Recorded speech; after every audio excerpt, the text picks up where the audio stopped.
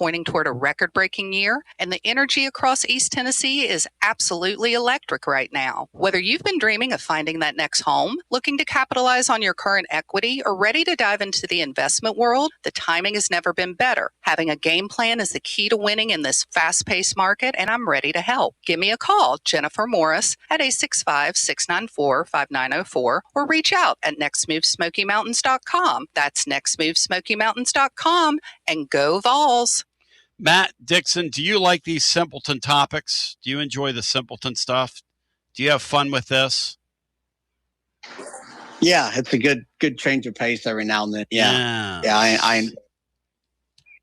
I didn't want to bathe in the poor Lady Vols today and what the baseball team can't do. We all know what they can't do, but it's going to be interesting watching them put that together this offseason. We'll be tracking it every step of the way. Where they go, how they do what they do. It's just weird not having that baseball this weekend. Going to feel very left out. But you know what? You look around that sport, we are certainly not alone. And you're never left out when the Playbook of William Pattison comes your way. I mean, you are never, and I mean ever, left out when he's breaking it down scientifically. So let's go ahead, ladies and gentlemen.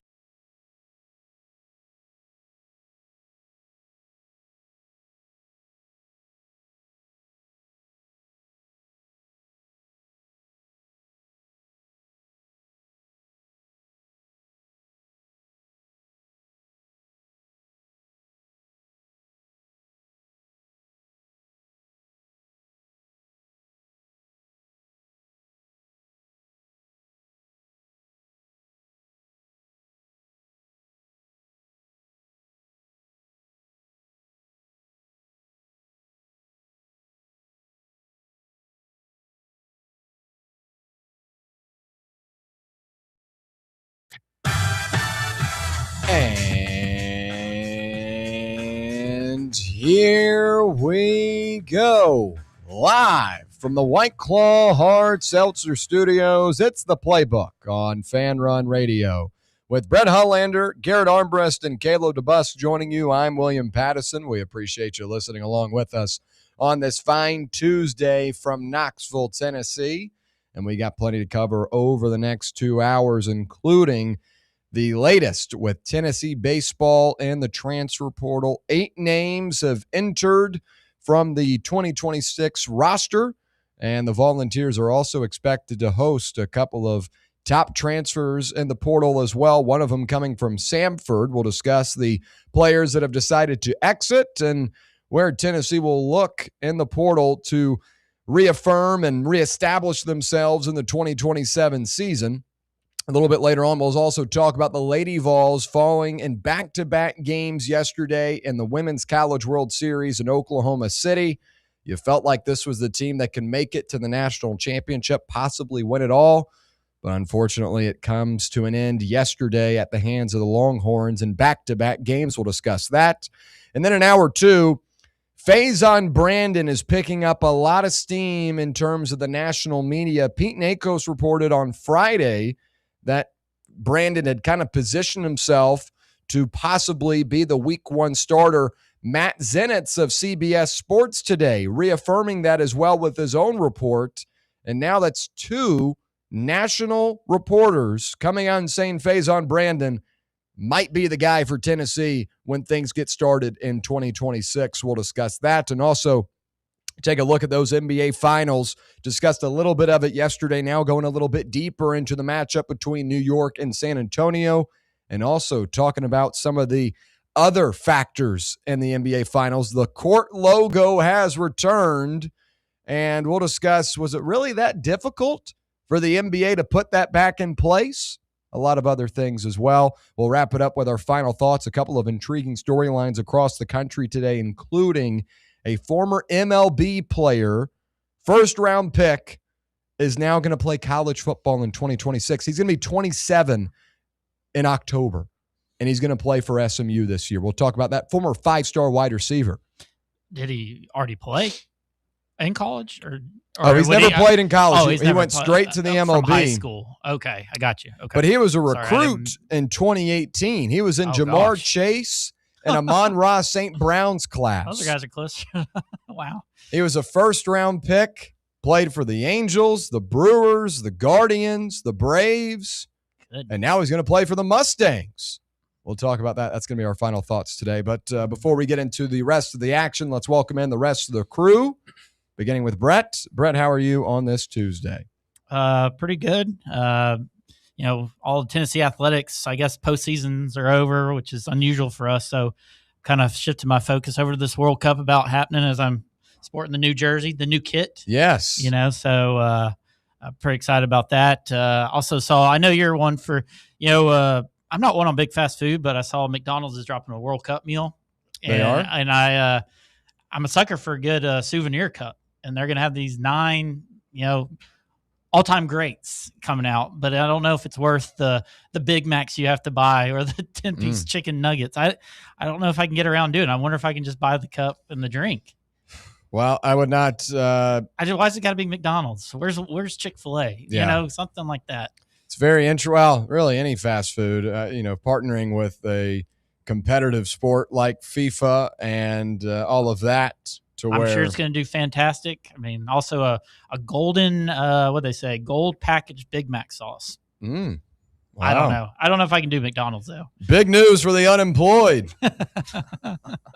So if you want a FIFA World Cup meal, it's dropping June 4th, I think. So a couple of days away. Well, I'm very big on fast food releases and keep up with all of that. I did see that. They're also doing another collab as well, but it's going to be towards the kids side McDonald's of things. is? Yeah. Oh, the Squish. Yeah. Well, their big thing now this summer is their Refreshers series. Oh, yes.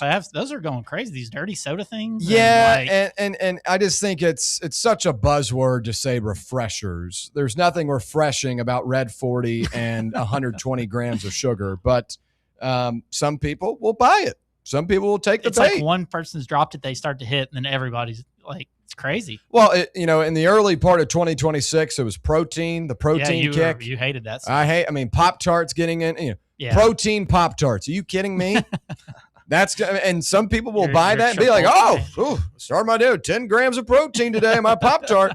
Yeah, and a bunch of, chemicals that are made in a lab. And, hey, let's add in 80 grams of sugar, too. Might as well just dump sugar down your mouth, right? My other thing, too, is those protein shakes that people buy. I can't remember the exact name, but it kind of comes in one of those, like, cardboard-esque is it something you buy at the grocery? Yeah. Okay. Or it's not like a store. And they like vanilla and chocolate and it's got like 30 grams of protein. They put on there no added sugar. Well, what they don't realize is you're starting your day with a cup of soybean oil, basically. I mean, that's the equivalent of just dumping a cup. And that's what that team got rid of, right? You were so excited about the Titans, right? Yes. They got rid of this. Get rid of it. Yeah. There's nothing good. Nothing good about drinking soybean oil to start your day. Sounds terrible. You also don't absorb any of that. If it's 30 grams of protein, you maybe absorb like 10 grams of it. It's gross. People fall. My friend Clark, he's a big health guy, and he approves this stuff. Well, that's what he drinks, and and when I'll call him, I'll be like, "Hey, you're just drinking soybean oil this morning." And he's like, "But Pat, it's 30 grams of protein. Like, two of them I've got." I'm like, "Well."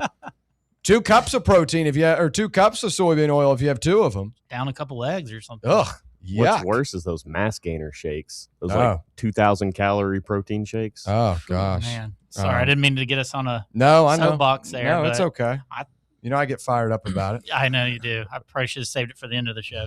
Garrett, to you, how are you today? Doing good. No protein shakes for me this morning. But no, watched a bunch of college baseball yesterday.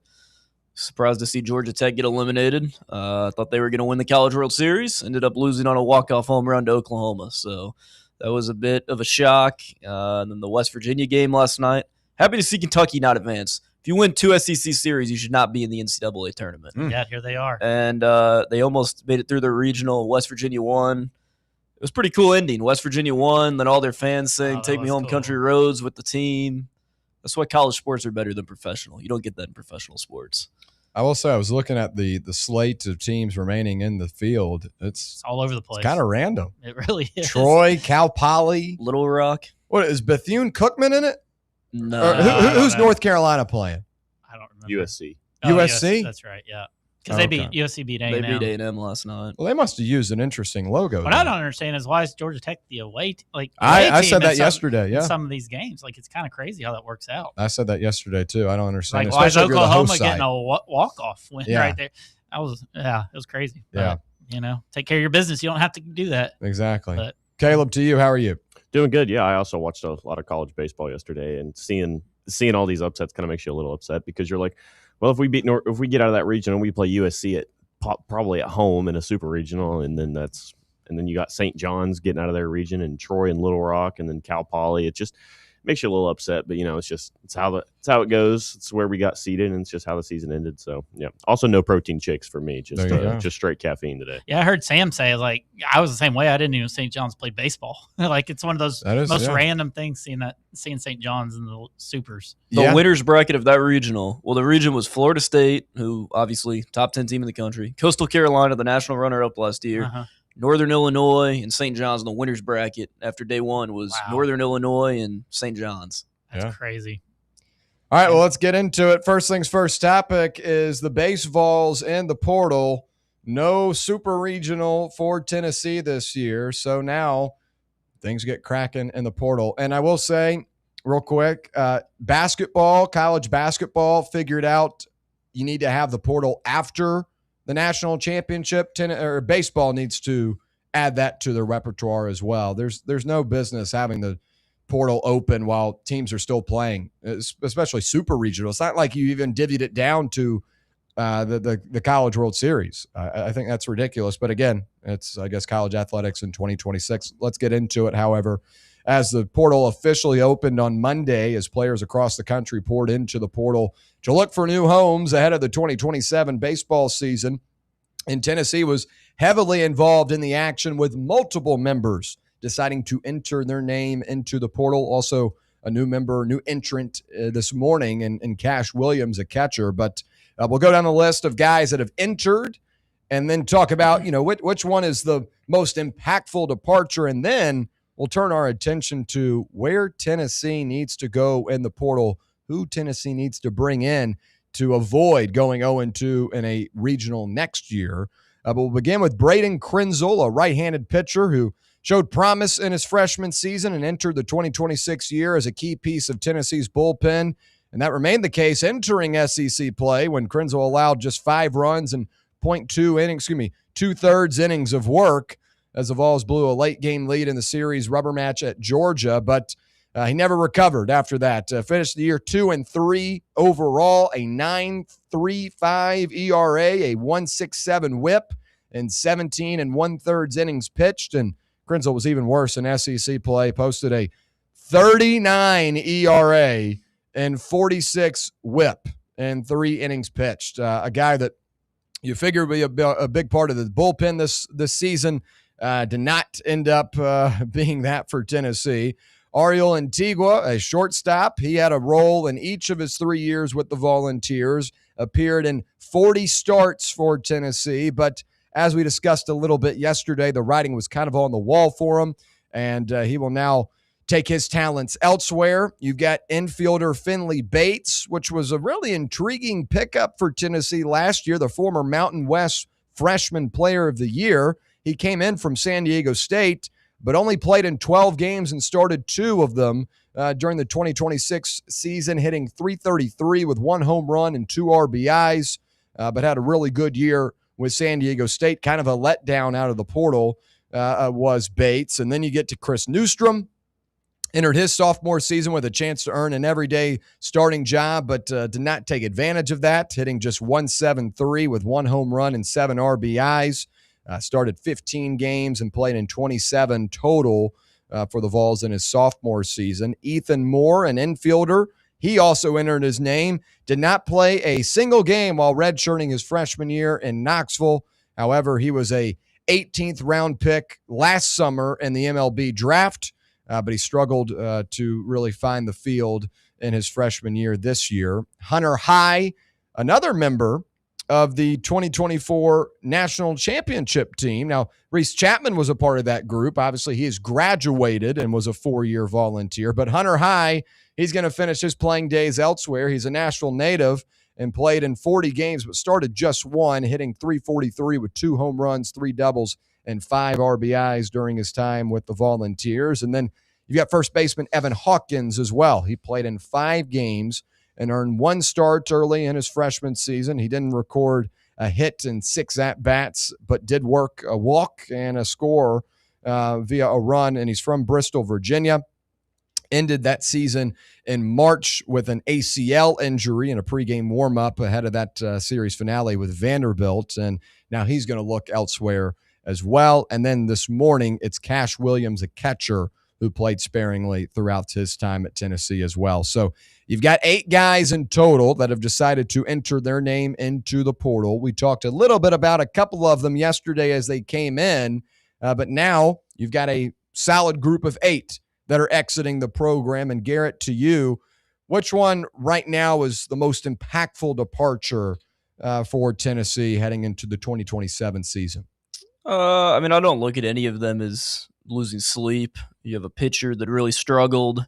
Obviously, Antigua struggled his whole career with hitting. Obviously, an excellent defender, but I don't think he felt that he was going to be able to see the starting field at any point. I think him going to a mid-major would probably be his best option. I just don't think he's a capable enough hitter to play SEC baseball and be a starter. I think someone getting in his ear and telling him to go hone his talents at a mid-major school and get a starting job somewhere would probably be in his best interest. Honestly, probably the most impactful is probably this Ethan Moore. Obviously, one of the top recruits in the country out of high school. Didn't play this year, but you probably expected him to be someone in the next 2-3 years that would definitely be a part of your team and mold his way into a starting position. But, a lot of these other guys have had their chances and it just didn't work out for them. It was kind of interesting about Finley Bates not really playing this season. Obviously, was a really solid player last year at San Diego State. Thought that he was definitely going to see an impact this year in the lineup, whether he, I didn't expect him to be a starter, but definitely expected to see him more than we saw this year, very sparing playing time. And then Newstrom obviously showed a lot of promise last season, hitting-wise, but was without, his hitting this season, was without playing on the team for a little bit throughout the middle of the season. So, I don't know, probably I would say Ethan Moore just because of the potential that you see in a player like that. But, again, I'm not losing any sleep, losing any of these players. None of these guys really impacted your team whatsoever this year, except for Krenzel, not trying to get on him, but I mean he blew multiple games, so I think it's best for him to reset his head and go somewhere else as well because he was not very good, especially in SEC play. Krenzel, a 39 ERA in SEC play specifically. 39? Yeah, Oh, 39. that's crazy. Pretty tough number there. Brett, to you, any player you're losing sleep over out of the 8 players that have decided to enter their name into the transfer portal? Not particularly. I mean, it's almost more of a disappointing that, the couple of guys didn't work out. I mean, Antigua, obviously he's, you just speak on Antigua and Krenzel, but those are the 2 guys that kind of made any sort of impact or good or bad. But, I mean, Antigua, he stuck around, he tried to battle and a lot of tough guys at his positions while he was here and things like that, really good players. So it was tough for him to see the field. Krenzel had a great freshman year, obviously, and he just, whatever reason, struggled this year. I mean, there was talk of him maybe being in the rotation at one point before you loaded up there. But, it's almost just more a little disappointing. But, again, when you're kind of loaded a lot of areas of the baseball team, then it makes it tough for a lot of these guys to see the field and different reasons like that. So not particularly, maybe Hunter High. I mean, you look at his numbers and things like that. When he did get the opportunity, he hit the ball well and all that. So, but yeah, overall, you're not losing much sleep over this, and you kind of wish them the best and wherever they end up. So, but not losing any sleep over any of these guys, I don't think. And then Caleb, to you, any guy out of the 8 that you kind of feel like is a loss for Tennessee? No, I mean, like he said, Ethan Moore is really the only guy that you can look to and say maybe just for the potential aspect of it. And I think some of these guys entering is more so disappointing, not for the production you're losing, but for the production that you predicted that you thought they could have. And I think it's good for especially Antigua. I mean, you've seen him have success other places, like in the Appalachian League. He had good success, so he can do some stuff other places. So you'd like to see him get out there and maybe go be something somewhere else. But it's just what we've seen. It's not going to be here just for his struggles at the plate. And like you've seen at times that he's given us flashes of what he can be, but he was just never able to get it in gear here. Now, do you guys feel like there are any other notable names that might enter? Just, obviously no one has announced officially yet, but is there another name of a guy that you feel like, he might go elsewhere, might look to, in terms of a valuable player? Because as we mentioned, the 8 guys right now, not as valuable as maybe a starting player from this past year. Garrett, to you, do you anticipate a starting level player to enter the portal out of this group? No, I mean, I wouldn't anticipate that. I think your bullpen, you could see some more names come out of there just with the way that the rosters have shrunk in college baseball. Your bullpen's going to have to be a little bit smaller than it was in previous years. So I think when you have these exit meetings, obviously some tough conversations were had yesterday. And I think that's why you saw some of these guys enter the portal. I think, in today's athletics, with the way that the roster cuts are, and there's not enough money for everybody, especially in baseball. So you got to be upfront with these players and tell them, hey, if you're not going to play next season, it might be in your best interest to go elsewhere and get starting time and improve your stock. Because, I mean, there are guys on this list. I mean, Antigua, if you were to learn how to hit, I mean, he's obviously one of the best defensive shortstops in the country. He still has a chance to do something in his career, and some of these young guys that entered. But I think maybe out of the bullpen, obviously, I wasn't very high on Reynolds this year as our pitching coach. Obviously, I don't know how the players feel about him, but maybe if you feel that you could go into a bullpen and be in a better situation and learn from a pitching coach that you're more comfortable with, or something of that nature, maybe. But I don't really look at any of the guys that are projected starters next season and expect them to enter the portal. It would definitely be surprising if you saw any of them do so, but I mean, I wouldn't say that the odds are zero. It would just surprise me. Now, obviously, with these departures, you've got more room to fill in terms of other spots. But one second, just before you, what about, do you consider like guys leave for the draft? Do you consider? Well, that's what I'm about to get to. Okay, sorry, yeah, because you've got guys that are out of eligibility. Right. That's going to be Evan Blanco. That's Mark Hendy, 2 left-handed pitchers, and then you suppose Tegan Coons is going to be an MLB draft lock. Brandon Arvidsson as well. And then you get like the Bo Rudy area of a guy that could potentially go to the draft and leave. And then, guys like, as you mentioned, Henry Ford, he's still got eligibility. What does he decide to do? And, Landon Mack, Cam Appenzeller, Brady Frederick, another pitcher there, Will Haas, Chandler Day, Blaine Brown, Jax Bishop. You kind of go up and down the list. There are guys that still have remaining eligibility. You've got a strong class out of high school coming in as well. When we get now into this portal process, you've got to figure out, okay, who's going where? Are they going to the MLB draft? Are they deciding to stay? But out of these remaining eligibility guys, you can kind of formulate, okay, this is who we've got returning. This is where we're looking at in our bullpen. This is where we're looking at in our starters. You figure that Landon Mack will be a returning starter next year. Cam Appenzeller probably goes into that role as well. And then you've got a group of pitchers in Frederick, and obviously Krenzel has already announced his decision to leave, but like an Abram, Haas, a Day, and Estes, where do those guys go? Do they decide to leave? But in terms of the transfer portal, before we get into a potential visitor here, what is the biggest need for Tennessee in this transfer portal process in your eyes, Garrett? I think bullpen obviously is up there, but I mean, you still have to have an offense that can produce runs. Obviously, we said this team went 1 for 17 of runners in scoring position this past weekend. Obviously, the offense was fine at the end of the season. I mean, you really turned it on. You saw it in the Alabama series, Texas series, what have you, but even the Kentucky series, you struggled to score runs in that. In the beginning of the season, you obviously had your offensive woes. I think you need to be able to identify some more hitting. I think Manny Marin is a good hitter, but struggled in the postseason a lot.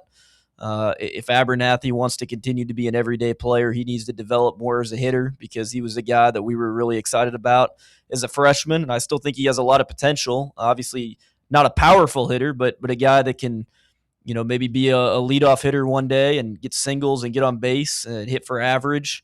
And then there's going to have to be other guys that obviously you're going to have Grinlinger, guys like that are going to be able to hit. But even a Blaine Brown, a guy that got benched, in the last game of the season, he's a guy that has immense potential, but can he turn that potential into actually being able to hit for average? You saw him do it at Rice, and obviously came in as a two-way guy. The pitching was pretty much abandoned by the end of the season. But I think if he focuses full-time on his hitting, I don't know if that was something that maybe this offseason he was focused on pitching and hitting, and the hitting got away from him a little bit because he looked pretty lost at the plate in a lot of pivotal matchups and times in the season this year. But you also saw him have big moments. The grand slam against LSU, when you got up 5-0 early in game 3 of that series. Obviously, you went on to blow the game, but still a big home run there. Obviously, he has massive potential. Was a projected top 10 MLB draft pick in the 2027 draft before this season. So I think you just need to identify more hitting talent. You're going to get to the guy from Sanford that you're talking about in a minute. He batted over 300. So I think you just got to land more of those guys. Get some bullpen arms. I think if you have Mack, Appenzeller, and if you can find a third starter, you're going to be fine with your starting rotation Friday through Sunday. But deep in the bullpen, a lot of these teams are better than you. And when you got into this regional, you felt like once you got past Rudy, Appenzeller, and Arvidsson, where were you going to go from there? And that's just not how it was in 2024. You had a deep bullpen, and if you're going to go deep in the playoffs and in the NCAA tournament, you got to have a deep bullpen in college baseball. Yeah, and I mentioned those pitchers in terms of the position guys out of eligibility. That's Reese Chapman, a 4-year player with Tennessee, a definition of a VFL. Wish him the best in his future. And then you've got guys like Henry Ford, Blake Grimmer kind of on that MLB draft radar. And then you could also maybe see a Garrett Wright and maybe even a Manny Marin on that list as well. So in terms of those positional guys, you return Levi Clark, Trent Grinlinger, Stone Lawless, Blaine Brown, as you mentioned, Jay Abernathy. There are still some Lawless is draft eligible, I think. And Lawless is draft eligible. Okay, yeah. And he could be another guy you throw in that list as well. But in terms of guys that, are returning and started this past year, there are a number of them. And that's kind of one of the perks of having a little bit of a younger roster like you did this past year. But I think now it's kind of identifying who's gone and moving forward to who can play right away and who can be of impact. And I think you're going to have to look at that bullpen, but also you're going to have to, I guess, wait for the decision on guys like Grimmer and Wright and Marin and for the pitchers, a Bo Rudy as well, because, that's kind of a fringe guy. But Brett, to you, where do you think the biggest need is for Tennessee in the transfer portal? And, when you look at these guys that have eligibility remaining, do you anticipate like a Bo Rudy going to the MLB draft? I mean, it's hard to say. The word on the street, too, is there could be a lockout with MLB. So, that could have changed a lot of guys' minds, even in the high school ranks and different things like that. Obviously, you had the most success when you had your power arms and your power bats. You didn't worry about stealing bases. You were just worried about hitting the ball over the fence. And I think that's what Tennessee needs to get back to. Just find guys that come in, throw the hard stuff, and guys that hit the ball in the ballpark. Let's get back to that, because you might lose a Henry Ford who led you in home runs. So you got to replace a big bat in the middle of your lineup right there. So there's just, I think you just got to get back, and Elander should know that. You got to go back to what got you to the top. And you look at the teams at the top right now. Some of them are still playing, some of them aren't, but they hit the ball, and we did hit the ballpark, which is crazy. It just didn't feel like we did, and things like that. But, it's just going to be very interesting. I think we need some more pop in the middle of the lineup and just some more power arms in the bullpen and things like that. Cause I think your starting staff, should for the most part be back, outside of Mack, I guess. But, I'm in there and see what Arvidsson does. Does he want to come back? He had a down year, I feel like. So there's potential there with the starting rotation still without maybe hitting the portal. So we'll see what they do, but I kind of want to get back to or mashing the ball and coming in and throwing gas. Those are the fun days. Make it hard and things like that. As of 3 minutes ago, VolQuest says Jay Abernathy is entering the transfer portal. Oh, well, there you go. That'd be a pretty big development there. Jay Abernathy. Interesting. Big loss there. But Tennessee does have a guy expected to visit, and that is Jake Saunders out of Samford. He's an outfielder. And he slashed 349, 423, and 520 with 7 home runs, 9 doubles, and 33 RBIs last year for the Bulldogs. So that's a guy that is expected to come on campus, and Tennessee can kind of get the ball rolling in the portal process there. Kind of instant reaction, Garrett. Abernathy enters the portal, and then what do you think of Saunders? I mean, I hate to see Abernathy leave. Obviously, a guy that was on MLB radars coming in here, and obviously had a high potential. You felt like you saw him hit that home run at the end of the Super Regional last year against Arkansas, and you expected a big year from him this season. Unfortunately, I think he kind of falls into that. With he's not as bad as a hitter as Antigua, obviously, but he just falls into the frame of he underdeveloped this year. Felt like I just didn't think he had any power at the plate in the postseason. Anytime he came up to bat, I was honestly a little bit concerned it was going to be an out. And I understand he was your 9-hole hitter, and you can't expect a whole lot from your 9-hole hitter. Just find a way to get on base, whether that's a walk or a hit by pitch, but not too much power in that bat, unfortunately. Obviously, a little bit of a smaller dude, but just didn't feel like he was getting on base at the level that you wanted. And I mean, I hate to say it because I like the guy, but I think you could go out in the portal and find someone that would be better. And that kind of goes back to what we were talking about basketball yesterday.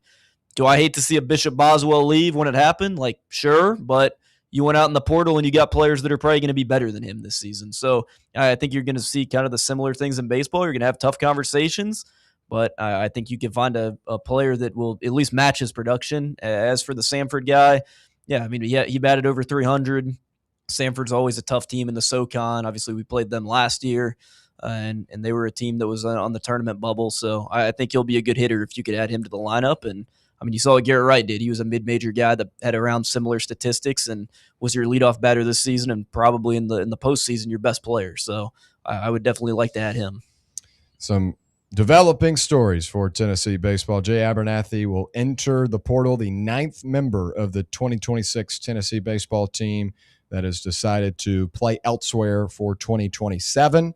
And Tennessee also expected to bring in a Samford transfer outfielder onto campus to get things going in that aspect as well. But when we come back, we're going to switch to a different diamond, and that's in Oklahoma City, where the Lady Vols dropped back-to-back games in the Women's College World Series. You felt like this was the group that could possibly win it all, and unfortunately, the bats went cold at a very costly time. We'll talk about it when we return right here on the Playbook on Fan Run Radio. For the fans, by the fans, this is Fan Run Radio, Knoxville. What kind of day is it? It's a White Claw day. Grab a pack, grab your friends. Everything else in life can wait. Your friends shouldn't. Let's go. White Claw. Grab life by the claw. Please drink responsibly. Hard seltzer with flavors. White Claw Seltzer Works, Chicago, Illinois. Ball fans, reimagine your home at Broadway Carpets and Flooring for any remodeling or building needs. With a variety of carpets, rugs, hardwood, vinyl, and stone, Broadway has all the flooring and installation options you're looking for, including pet-resistant products like Pet Perfect Carpet from Shaw Floors. Visit their showroom in downtown Knoxville or the location in West Knoxville located on Kingston Pike near Pellissippi Parkway today. A brand built in Tennessee and born from the love of the game, Inward Half revolutionizes golfing comfort. Crafted by a former pro and dedicated enthusiast just like you, our luxury performance wear guarantees you stay cool and comfortable through every swing and every day. We're not just a brand. We've set out to create a lifestyle for those who understand that impeccable style and premium performance are a hole-in-one. Enjoy the walk-in with Inward Half. Smoky Mountain Brewery is the place to be for game day. From the moment you walk in, it's wall-to-wall big screens, making Smoky Mountain Brewery the perfect place to watch the Vols or your favorite team in action. With locations in Turkey Creek, Maryville, Pigeon Forge, and Gatlinburg, you're never far away from a great time at Smoky Mountain Brewery. Try one of their world-famous microbrews like Black Bear Ale, Mountain Light, or Cherokee Ale. Juicy burgers, wings that bring the heat, and delicious handmade pizzas made with hand-tossed crust from the freshest ingredients and their own special sauce from a secret recipe, topped off with hand-grated cheese and farm-fresh toppings. And don't forget, those famous microbrews are also available in kegs for your next party or in 6-packs and growlers to go. So grab your crew and head to Smoky Mountain Brewery and tell them Fan Run Radio sent you. Smoky Mountain Brewery.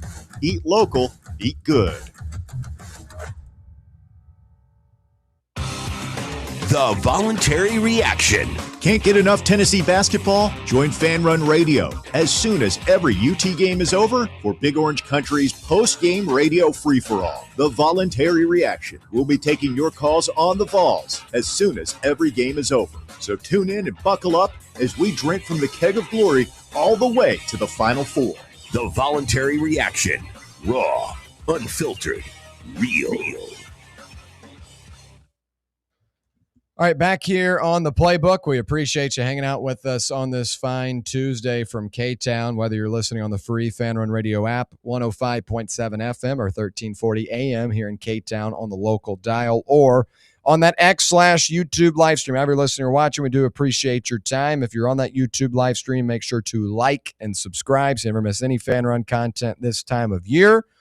And we'll switch over to the Diamond for softball, as the Lady Vols dropped back-to-back games yesterday. 7th seed Tennessee saw its season come to an end Monday at the Women's College World Series, falling twice to number 2 seed Texas in the national semifinals at Devon Park. The Lady Vols dropped the opener 5-2 before suffering a 4-0 loss in a winner-take-all second game. And Tennessee finishes the season at 49-12. Yesterday's shutout was only the third time this season the Lady Vols failed to put a run up on the board, and the appearance marked Tennessee's third trip to the Women's College World Series national semifinals in the last 4 seasons, also reaching the round in 2023 and 2025. But unfortunately, folks, not able to make it to that championship round. And this was a tough one because I think the senior class is one of the best that has ever come through Knoxville. Carlin Pickens, obviously a big part of that. But this group overall has been truly special, and you thought that this would be the year that you can make it to that championship game, that you can make it to the title and possibly hoist a championship trophy. But just the bats went cold at a really bad moment. Give credit to Texas, a really talented team. They were painting the corners all day yesterday, and Tennessee was really unable to get any momentum, specifically in that second game. I think he only got on base, 2 or 3 times in total. So just disappointing. And I know a lot of people are upset with Coach Weekly and don't know if she's capable of getting Tennessee over that hump. But for a team that had so much promise, this was a really disappointing result. And watching it here yesterday in the afternoon, it's kind of a slow death. It was depressing. Garrett, to you, what do you make of yesterday's performances in both games? Just a lack of offense both ways. Yeah, I mean, that's obviously been kind of your bugaboo the past couple of years. You've had such good pitching staffs, and you're going to return a ton of players next season. I think you pretty much return almost everybody in your lineup, and you're going to return some pitchers. Obviously, Pickens will be gone as she was the number 1 selected pick in the softball draft, but it just seems like hitting continues to be an issue for this team. You obviously had the home run against Texas in the first time you played them a few days ago, and the offense, showed up there a little bit. But Texas is a really good team that's obviously capable of beating you twice, and is headed back to the national championship for a rematch against Texas Tech from last year. But you just got to be able to, get hits in the postseason. Even going back to the regional when you played Georgia, I mean, you didn't score many runs in those games either. And obviously you have one of the best, if not the best pitching staff in the country. So you're able to kind of, not have to score as many runs as maybe some teams would, but your offense has got to be able to find a way to score more runs if you're going to be a serious threat to win it all next season. And I don't know, this kind of goes back to what I've said about baseball and basketball, but yes, you return a lot of the players, but if they can't hit, you might have to have some serious discussions and figure out how you can bring in some more power. Because you look at some of these teams, UCLA, Texas Tech, Texas, they get some girls that can hit home runs on those teams. And when you watch our lineup, you don't exactly see a whole lot of girls on the team that have a lot of power off the bat. So I just think you got to find some more power in a better lineup if you want to be a serious contender. Brett, to you, your takeaways from yesterday, and also there are a lot of people saying Coach Weekly's just not capable of getting Tennessee over the hump. Do you believe that? Is Weekly capable of getting Tennessee to a championship and winning one? Yeah, a lot of people are calling her Karen Van Horn, which is a tough, reference to Dave Van Horn in Arkansas, who's been in similar positions as well. But I know people were upset yesterday. Maybe the way her mindset was. I heard John speaking of it earlier. How her comments early on the broadcast were, they were basically planning for 2 games rather than focusing on the one. Personally, I would have just thrown your best girl out there and Carlin Pickens and let her go. We see pitchers go. Who's to say she couldn't have gone in both games? You got 3 pitchers. I think she overthought it by maybe taking the girl. She started yesterday too, but yeah, it starts and ends with offense. We just don't have the threats that these other teams have. You might mow them down, but it takes just one mistake and they deposit over the fence. And it seems like softball is just a power game more so than anything. We don't have girls that even hit for average. You see 3-4 first girls in these lineups are just loaded. They're hitting over 400 and things like that. So I think we got the girl at the top that can get on base. You just need to find some more.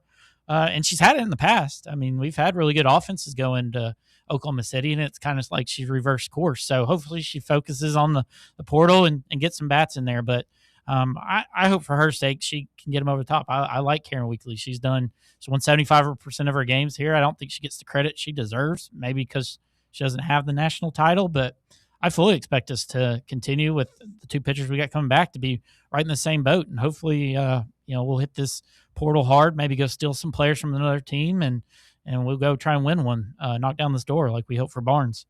It also stings a little bit more that Texas Tech was able to muster their way to the championship as well. A rematch of last year's battle between the Longhorns and Red Raiders.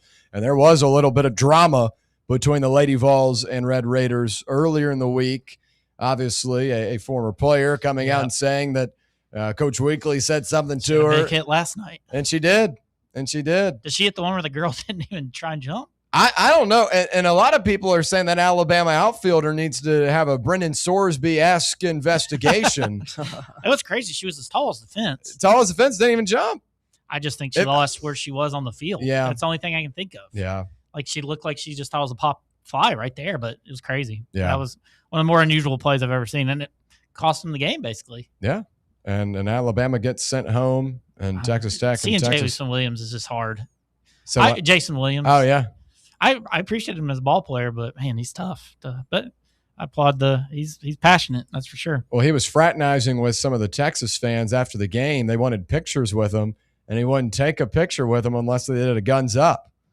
Yeah, they're the villain of a lot of sports right now, Texas Tech. So, they're on everybody's bad side, and they wear those black jerseys and with the red, and it's villain-esque. What do you think Buck is saying in the YouTube chat right now, bro? Fire Weekly. Weekly is the worst coach in the country. She has wasted more talent and careers than any coach in softball. What's her record? She's like 1,000 and something, 200. I know. 49-17 this year was pretty good, but not good enough for Buck, who says regular season Rick and can't get over Karen. Does he want to go to Oklahoma City? Or it's not like she's losing. Final four. That's basically where it's frustrating to lose 2 in a row. There's no doubt about that. Well, you've been with 2 hits. You've been to the semifinals 3 out of the last 4. Yeah, I know. And you've only been a runner-up once. This was your 10th appearance all time. Yeah. It is frustrating. I understand Buck's frustration. Yeah. And I think a lot of Tennessee fans are, because Carlin Pickens, #1 player in the draft, best pitcher in the country, went all 7 innings yesterday. Wasn't her best performance. She struggled, though, in Oklahoma City, though. She did. The last couple of seasons. And she walks a lot of girls, out there. But I think, 4 runs against one of the best teams in the country, that should be enough. Again, it wasn't her best performance. I'm not saying that, but that should be enough to suffice for your offense to come in and do something, let alone get more than 2. The problem is when you're dealing with a Texas pitcher who's as good as Carla. These pitchers are as good as anybody, too. It's just tough when you don't have the bats. You don't have a threat. Like, I know we hit a few out in this tournament, but all these teams that come to bat just feel like a threat to put the ball over the fence. Caleb, to you, your thoughts on yesterday's double whammy loss? Yeah, when you score 2 runs in 14 combined innings, it's kind of painful to watch. I think that's probably watching your team get shut out or get absolutely the other team's pitcher shoving is probably one of the worst things to do in sports, is just sit there and watch that happen to your team. But I'll ask you guys, as somebody who doesn't really watch softball at all, why don't you throw Carlin in that first game? Is it because you're thinking if we do happen to lose, we have nothing after, or we can't throw her after? Or? Well, I think one thing yesterday, first team All-American as well. I think the variable with yesterday's game, it was 102 degrees in Oklahoma City. So I think the heat index and, playing back-to-back games, I feel like would have tired her out. So you have 2 games, obviously, to win one, which is an advantage to you. Do you decide to throw your best pitcher in that first game or not? I felt like they were just resting her for that second game, but they said on the broadcast too, and they might have been being a little facetious, but she was in the dugout for game 1. Well, she was throwing a couple times, but I don't know if it was getting ready for game 2, like staying loose. And, it was hot as hell out there. So they were maybe joking on the broadcast, but they were like, if I knew I wasn't pitching, I'd be in the locker room next to the freezer. I think also some people said, well, when we tied at 1-1 in like the 4th, like you might have gone in for the kill shot. Go in there and keep them down because you know where our offense is. And we scored 6 off that girl that pitched against us in the second game and in game 1 of the World Series. So we had success off her and stuff. So it's just tough. Ben Sherman on the YouTube chat goes, never saw Coach out there hitting, when referring to those that say Weekly needs to be fired. I mean, again, it was a bad day at the plate, and you had it in both games. And for Tennessee, a team that had only been shut out twice prior to yesterday for the entirety of the season, uncharacteristic. I mean, we played 57 games and only been shut out 3 times. I remember the start of the season, we were beaten in all these teams in these early season games where we started 20-0 or whatever it was. And I mean, it's tough, though, when you get in these situations. So, I mean, the discussion is going to be pretty hot on Weekly right now. I already saw on Facebook, again, not a great place to get, probably the worst place to get your information. I give Twitter a tough time. Facebook is horrible. But Facebook, it's another level. Facebook, Tennessee has already fired Weekly. I mean, the Sage girl is the first team All-American. Like her and Pickens. Like, it's not like we were going to some random girl. I know. Of all the starters, didn't she have? I mean, as good as she is and as dominant as she is, didn't she have like the worst ERA of like the? Yeah, it was like a 1.08. I mean, I'm saying she's still very dominant. I think I would have just said with the newer girl. She seemed to. I mean, I don't know, but it's easy to say now. But I don't know, the newer girl that started yesterday had an under 1 ERA in all her starts. So, I mean, you're going to be right there again. You're pitching. You're going to have those 2 girls back. You're going to lose Pickens, but like. You're going to be right here again next year. You can almost book it at this point with the pitching we got. Well, now, the Lady Vols portal is on deck as well. And I think if I'm Coach Weekly, I'm looking for power hitters. And you don't need to worry about the pitching. Yeah, you pitching's just go find good. all the hitters you can get. Let's just get girls that can get up to the plate and knock. I mean, Texas had a couple of those yesterday. I mean, one girl 30 bombs. Yeah. I mean, the next girl had 20. It's almost more than our team. Yeah. So, I mean, I don't want to get into the attributes of them, but like the one that knocked 30 home runs, hit her 30th yesterday. That was a beefy girl. Like, I mean, she hit her friendly body frames. She had some power in those legs. Well, yeah, when you're throwing it 70 miles an hour after that, I mean, it's just like a bunt that goes over. I mean, look at some of those Oklahoma players that over the past few years. I mean, those are some larger. Well, just they've got power. They've got power. And I think Tennessee just needs power bats. And ones that can at least get on base. I mean, well, their leadoff hitter hit over 400. Like she gets on base. She got her 2 hits yesterday. Yeah, it's nobody can move around. Like, it's crazy. So I don't know. And obviously, I'm not as well equipped on the women's transfer portal for softball, but I'm sure it's similar to the. I mean, you're going to have. I mean, I know Texas Tech likes to spend money for softball. Yeah, they don't worry about the high school ranks. Yeah. And honestly, I mean, I think it's great to have players like Carlin Pickens that you recruited at a high school come in, four-year player. Like, that's great. And Coach Weekly was so complimentary of her yesterday in the post-game press conference, which I love, because in the current climate of athletics, it's very rare that you get and Pickens had some offers, to my understanding, last offseason. I'm sure. And one of those teams that they matched up against and ended up taking one of Tennessee's players was firmly after her. I'm talking like millions for a softball player. And she decided to stay. And I think that's a great thing. And you love recruiting high school players that want to play for Tennessee and want to stick it out for 4 years. But in terms of firming out that roster, you got to go get a couple of power hitters out of the portal that are ready to come in and make an immediate impact. We have the number 2 player out of high school coming in, but if she's a pitcher. Yeah. But that's okay. Because you got the pitching down. I'm okay with if you want to get the pitching out of the high school ranks, that's all good. I'm fine with it. Yeah. Go get power hitters. Go get players that are ready to play right now, seniors, grad transfers, whatever it may be. Those that can step up at the plate and make a play. And I'd be looking at some of these players that were in the Women's College World Series. Mm-hmm. I'd be looking at, Alabama or Nebraska. Hey, you want to come play for Tennessee? Yeah, we'll make things work financially. That's what I would be looking for, because I think Weekly's a good enough coach to get you to that point, very similar to Rick Barnes. Good enough to get you to that point, but you're missing one or two things. For basketball, you're missing a couple of shooters, right? At least Rick Barnes and staff tried to figure that out this offseason. Mm-hmm. For softball, got to do the same thing. You've got the pitching. You've got some great in-home talent, high school recruited talent. Now you got to go firm out the rest of the roster, add in a couple of power hitters. Well, what's the price tag on like a top 5 softball transfer? I wish I knew that right off the bat.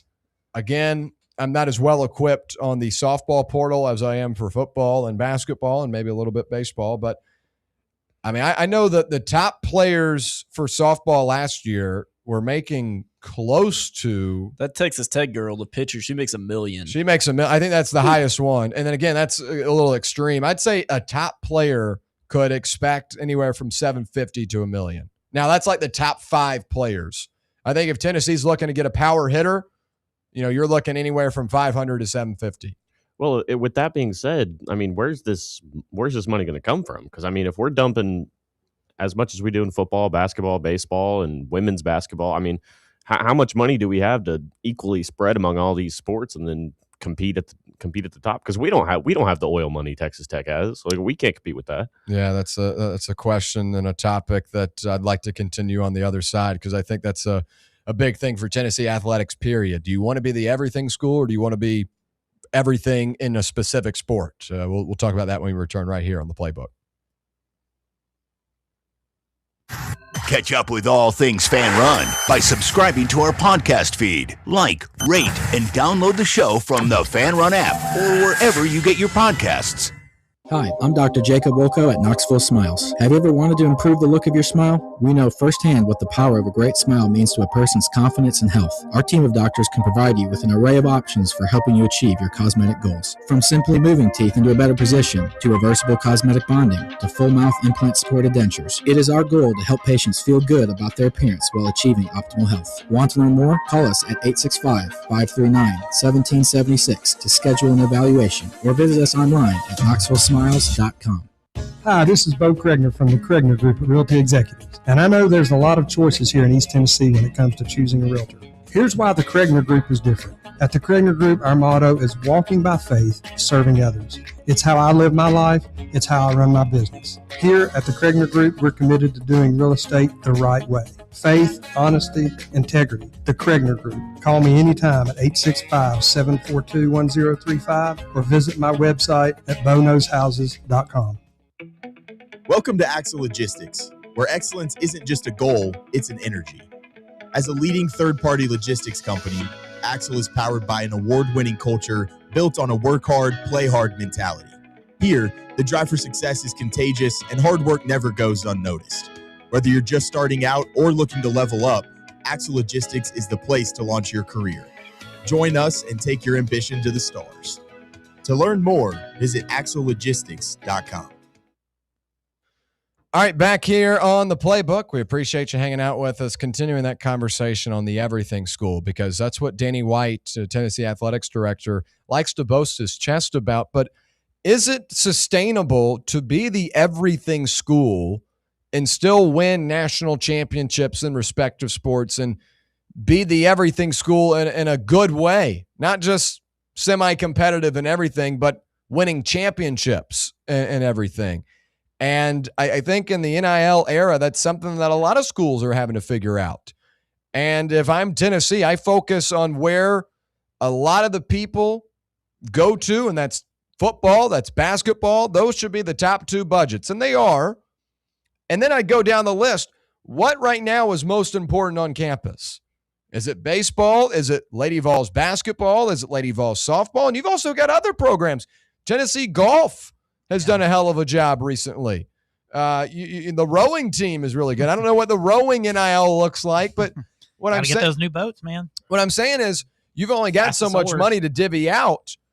I think at some point in time, if Tennessee wants to win national championships and have that extra boost, because you can get there, but you're not getting over the hump. Tennessee basketball, I've got championship expectations this year because you did everything in the portal to get over the hump. You got an NBA player, you redid the roster, more offensive-minded, and you've got a coach in Rick Barnes that has proven time and time again he can get you to that point. Now, Josh Heupel can't say the same thing. He's only gotten you to the playoff once, but obviously that's a big money maker. They're giving them money, though. And you should, because football is what makes money. If you have a 6-6 season and do that a couple of years in a row, Neyland Stadium will be looking like it did in 2018, 2019, where it's empty. 2020 during COVID, that's what's going to look like, period, moving forward. And there won't be social distancing. Financially, though, we're in a good spot with all the teams. Like, it feels like things are working right now, right? The money seems to be flowing just fine. I think you're in a good spot if you want to be competitive and everything. But in terms of winning, it feels like you are one thing away in almost every sport. Because we're going to have three guys probably get their name called in the NBA draft this coming here soon, so I think the basketball team's going to be good. NFL had the most draft picks they've had in quite a while this past draft, and softball's back in Omaha, golf was just on national championship yesterday. It's crazy. Well, coming from you though, this is ridiculous. You're usually the one that we like. The guys, we should be winning. The guys leading them aren't getting them over the top right now. Well, that's what I'm saying. If you want to get over Van Horn is what I'm hearing right now. Well, if you want to get over the top, do you have to put more money towards that? And do you have to then take that budget away from something else? Because, let's say Tennessee softball is right in on a top 5 power hitter. A lot of people aren't going to care that we were in Oklahoma City softball. A lot of Tennessee fans, I would think, right? I don't know. It seems like people probably just hop on the bandwagon when they see us playing when nothing else is going on. But sometimes that's okay, because then people, if Lady Vols won the Women's College World Series, everyone would be jumping for joy. Oh, there'll be a parade. I think there's 5 sports. Obviously, football, basketball, baseball, and then women's basketball and softball. I think those are the 5 main. The other sports aren't really revenue. Consistent. People aren't watching women's golf. Right. No, and you don't need that much for golf, do you? I don't know how much you need. Well, there ain't NIL in golf. I can guarantee you that. You might get some money off your scholarship. That's about it. Yeah. But whatever they're doing is working, though. Well, they had a guy that played the Masters on their team this year. Yeah, and they just lost the playoff to play again today. Yesterday. So I think budgeting in general, you have to be pretty. And Tennessee is at least in a better spot than other schools across the country where they bring in big time revenue. And a football program can help benefit a softball program and stuff like that just by having that extra cash and revenue come in. But I think there has to be at some point, if you continue down this path of just getting there or just being so close, you might have to start thinking, okay, can we continue to do this if we want to win national championships? I think developing players, though. You see Texas Tech football. They put all that money in, didn't score a point in the playoff game. That's true. Now, on the other side, Michigan basketball bought their roster and won the national championship. But, would you rather take away some money for something else that they maybe did, put more money into a strength coach and Derek Owens, and you develop your defense better, and maybe a couple of years from now, you're a national championship contender because of that hire that you made? Yeah, I think it's like you look at teams like Ohio State. Like obviously they put money into everything. I mean, basketball, they're decent every year. They're like a bubble team or a tournament team every year. But there's no question in anybody's mind Ohio State focuses on football. Like I think, and it's funny, Danny White is this everything school guy when a lot of the success that we've had is not really for, like, he didn't hire Tony Vitello. He didn't hire Rick Barnes. He didn't hire Karen Weekly. He hired Josh Heupel, who we hope gets us there. He's gotten to the playoffs once, but he's not really pushed us over that. And then you take his other hire and Kim Caldwell, who we all know how that goes. And I think Danny is maybe trying to spread us a little bit too thin as far as this goes. I think, like he said, focus on the 5 sports. Like, yeah, golf's cool, rowing's cool, track and field. It's cool to be competitive in those things, but that's not what earns you the money. Like, if you want to be able to do this long term, you got to put your money in where the money comes from. So money in, money out. That's really what this comes down to. So I say 5 main sports, and I'll leave it there. Buck says the definition of insanity, doing the same thing over and over again, expecting different results. We'll end it with that. We'll come back in hour 2, talk Faizon Brandon establishing himself possibly as quarterback 1 for the Volunteers. Also discussing the NBA Finals. The court logos have returned. All of that and more on the way. It's Fan Run Radio. Follow us on Twitter or X or whatever they're calling it these days at Fox Sports Knox. Fox Sports Knoxville. Fan Run Radio. Blackford Veterinary Surgery Referral specializes in surgeries not regularly performed by your pet's general veterinarian. They're currently accepting referrals from vets all across the country. With their newly renovated state-of-the-art surgery center and highly trained staff, clients can rely on professional and thorough care. If your vet says that your pet needs surgery or rehab, ask for a referral to Blackford Vet and let them get your best friend back on its feet. Located conveniently in West Knoxville. For more information, visit blackfordvetsurgery.com. Snakes, zombies, sharks, heights, speaking in public. The list of fears is endless.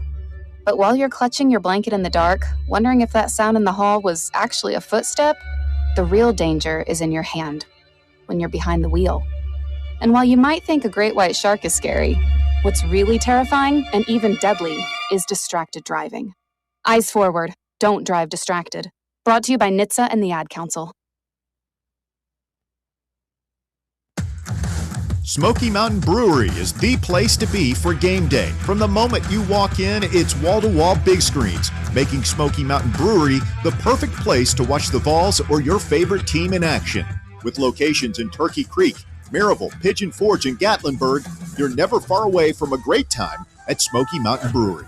Try one of their world-famous microbrews like Black Bear Ale, Mountain Light, or Cherokee Ale. Juicy burgers, wings that bring the heat, and delicious handmade pizzas made with hand-tossed crust from the freshest ingredients and their own special sauce from a secret recipe, topped off with hand-grated cheese and farm-fresh toppings. And don't forget, those famous microbrews are also available in kegs for your next party or in 6-packs and growlers to go. So grab your crew and head to Smoky Mountain Brewery and tell them Fan Run Radio sent you. Smoky Mountain Brewery. Eat local, eat good.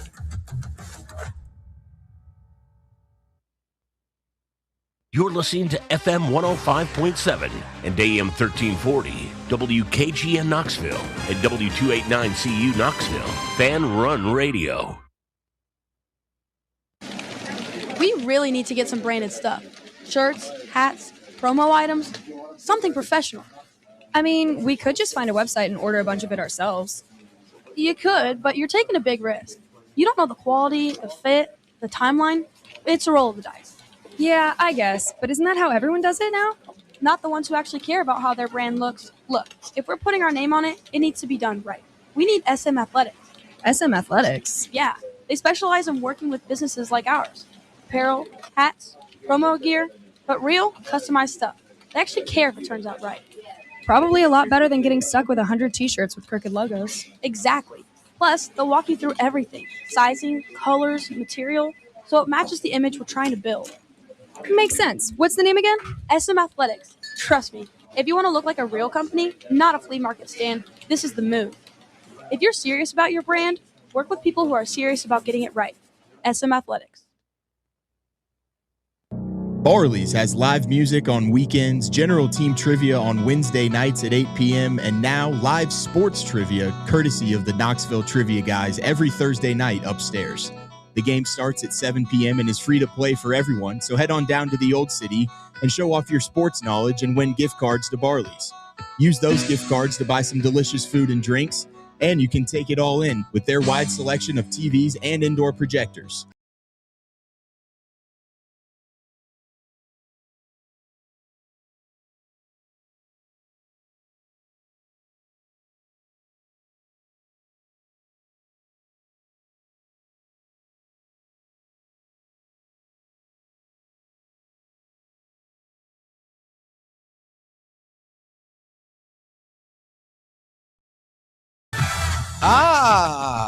Here we go.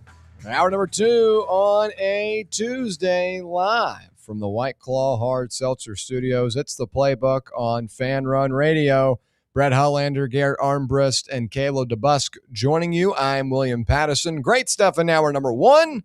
We'll continue it here in hour number 2 as we head to the gridiron to discuss Tennessee football's quarterback situation. A lot of developing stories over the last 96 hours, we'll say. Pete Nako's coming out on Friday saying that Faizon Brandon has established himself to potentially start at quarterback for Tennessee in week 1 against Furman. And then Matt Zenitz of CBS Sports echoing the same report today on his own, saying that sources tell him that Faizon Brandon very well could be the guy for Tennessee. We'll discuss what that looks like for Tennessee football this upcoming season, and then we'll also pivot over to the hardwood as the NBA Finals is just on the horizon tomorrow night, Wednesday night, that is. We'll get it started with the Spurs and Knicks Game 1 in San Antonio, and they put the logo, the Larry O'Brien Trophy, is back on the court. It only took 17 years to bring it back. It was last seen in 2009. It was elite. And after the NBA Finals presented by YouTube TV for like 7 years, we have returned back to normalcy. But I'm sure there will be 100,000 advertisements. DraftKings, Michelob, YouTube TV, Google. That's the only thing. Here, my thing is this. I get it why they're doing it, and I get why everyone wants to make money. I get it. But it makes it look so trashy. It's like NASCAR. NASCAR is so trashy, and I'm sorry if anyone's a NASCAR fan out there, but it's just advertisements galore. And the NBA now, you've got these hologram or holographic graphics on the court where it's like Emirates. And then you've got, DraftKings. And then you go, YouTube TV up top, Michelob on the side. It's like, bro, what are we doing? It's going to look like Chick Hicks here soon. The officials have Emirates on their jerseys, don't they? Well, speaking of logos and patches, the Knicks jerseys for the finals have come out. And, they're doing the USA 250 patches. They did it in the Super Bowl as well for the Seahawks and Patriots. So on the Knicks jersey, it's got, the Nike logo here, and then it's got the USA 250 logo, which I'm fine with. Yeah. But then on the other side, it's visit Abu Dubai or whatever it is. So it's like USA 250, and it's like, also visit Abu Dubai while you're at it. I'll say every team has a corporate sponsor on their jersey. I think the Spurs worked it into their uniform the best. Just that little white, like rectangular box with the one word. I think that's the best one. I disagree. I think the best one resides in the state of Tennessee. FedEx. It makes so much sense. FedEx Forum, FedEx. At least they have a good sponsor that's like local. Someone has StockX. I can't remember. Is it the Mavs? I don't know who it is, but somebody has StockX. I don't know who it is. The Grizzlies did have FedEx, and then now it's Robin Hood. And no surprise that ever since they put Robin Hood on the jerseys, they haven't played as well. I don't know why they would ever go away from FedEx. If I'm an NBA team, I'm putting the smallest, most minimal thing. Bumble, like the Clippers used to walk in on the court with Bumble, which is a dating app. My favorite one was the college football playoff in 2024. Welcome back to the first round playoffs presented by Fortnite. Fortnite, yeah. Crazy. Fortnite OG. I never want to hear Kirk Herbstreit say that again. Well, the college football playoff released their schedule yesterday, too. Horrible.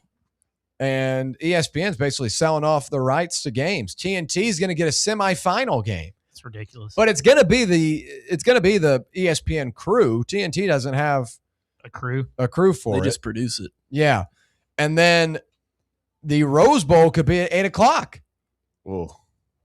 It'd be the first time the Rose Bowl would be played at 8 o'clock since the USC-Texas game. That would be kind of sick. I'm not gonna lie. It's midnight action Man, here. I disagree. I think the Rose Bowl needs to be at 4 o'clock. Yeah, it's got to be. I mean, I agree, but there's pretty good moments in the Rose Bowl that have happened at night. The Josh Rosen fake snap against A&M. The last time it was at night was when Vince Young beat. That's what I'm saying. USC. USC Texas. Yeah. That's like the most notable game ever, at least of my lifetime. Well, of but college that's because football. of the game, though. I mean, if that were, if that would have been a blowout, if that would have been Ohio State, Oregon, that blowout game, no one would have been talking about it. I am a traditionalist in college football. I think the Rose Bowl should be played. I mean, the national championship should be there every year. Yeah. Well, December 19th, one of the dates, there's 2 NFL games as well, the same night as the college football playoff. I know what I'll be watching. I mean, Seahawks, Eagles, and Bears, Bills are 2 games that night. I know what I'll be watching. Well, I know that, yeah. Not either of those NFL games. Well, speaking of these corporate sponsors, who could Tennessee turn to for like a jersey patch, do we think? Because me and my dad have talked about this a lot. FedEx is a good one because it has to be something local.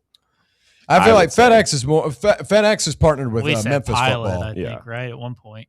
Pilot would be mine. Yeah, Pilot. What about Mountain Dew though? I mean, you gotta find somebody with a lot of money. You gotta find some corporate but they're not entity. local. Mountain Dew would You be gotta pretty keep- extreme. Well, they were founded. The green here in on the orange Knoxville. wouldn't look good. I think it's also, you got to, well, if I were to do any logo patch for Tennessee, I would do a white outline, just like, have the jersey fill in the rest and just do a white outline for the logo. Yeah, Dollywood. I was thinking like maybe like Weigels or something like that, but I don't know if they have the they capital. get the money for that. I'm not a Weigels guy personally, and I know that might rub some people the wrong way. I'm a Casey's guy. I think Casey's and Pilot is the way to go. I love Pilot. I stop at, and I don't stop at every Pilot, but if I am stopping on the road, I go to a Pilot.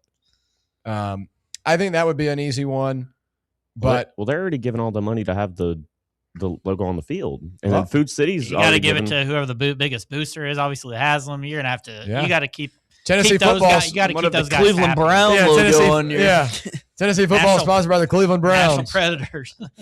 Oh no, we're not sponsoring the Predators. No. Oh, I just made a big sign. Really? What about Morgan Wallen Bar in Nashville? Tennessee football presented by Morgan Wallen. Just put TikTok on. Oh yeah, somebody has that in the media, don't they? Does somebody have no, that? surely not. We should just do Emirates. Just put the visit. I don't understand what Emirates.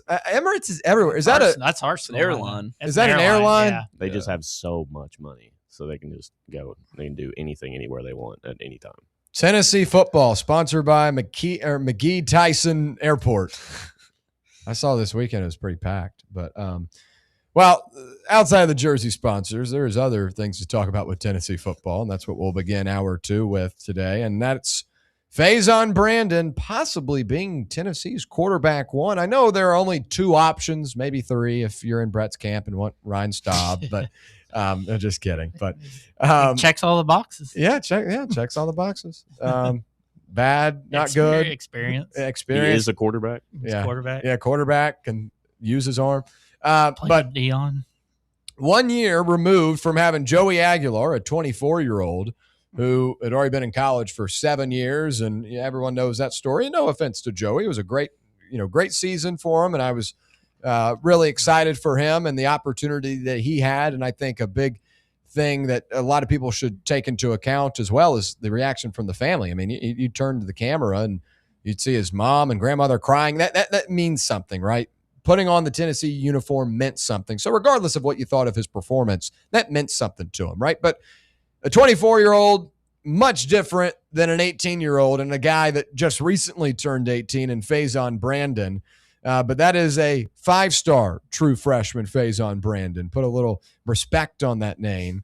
It's not 5-star anymore. Well, not a 5-star once you get onto the college football field, but he was out of high school. But over the last 5 days, there have been now 2 reports from credentialed, notable outlets on 3, Pete Nakos, and now Matt Zenitz of CBS Sports, both reporting that Faizon Brandon is put himself in position to start for Tennessee in week 1 when the Volunteers will host Furman on September 5th.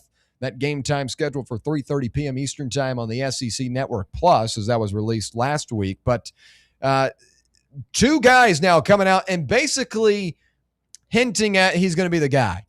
And with these reports, I always think it's very interesting the way people phrase reporting. And I try to do it myself as well. You don't want to explicitly say something if it's not definitive, but you can kind of hint to what you have been told. And when you look at the verbiage from Matt Zenitz today, quote, it's continued to look increasingly likely. When you start adding like LYs on reports, that's when you know it's like they're trying to hint something or trying to say something but don't want to explicitly say it. It's continued to look increasingly likely these last couple of months that Brandon could end up being a day one starter for the Vols, sources have told CBS Sports. He went on to say, quote, while Brandon's competition with redshirt freshman George McIntyre will continue into fall camp, it's clear that Brandon has momentum heading into the summer. And this is what a source told Zenitz directly, quote, George operated better during the spring, but physically, Faizon's really gifted. And Faizon stands at 6'4", 215 pounds. And when you guys look at him, he doesn't look necessarily like a true freshman or like an 18-year-old or a guy that's a couple of months removed from the high school prom. He looks like a big dude and looks like a guy that could play right away. But again, my thing with young quarterbacks is the experience and reading the defense and knowing different sets and all of that. I think he has checked one box off, though, in terms of being physically capable to play, which I think is a big thing. But he comes out of North Carolina, was really good at Grimsley High School, a 5-star player. I know a lot of people are anticipating a really strong future for him, and you might get to see it start this year. And I think the reason why this is big, that Brandon could be your day one starter, is what I've been kind of talking about over the last 2 months. Whoever you're going to start at quarterback needs to be the guy long-term.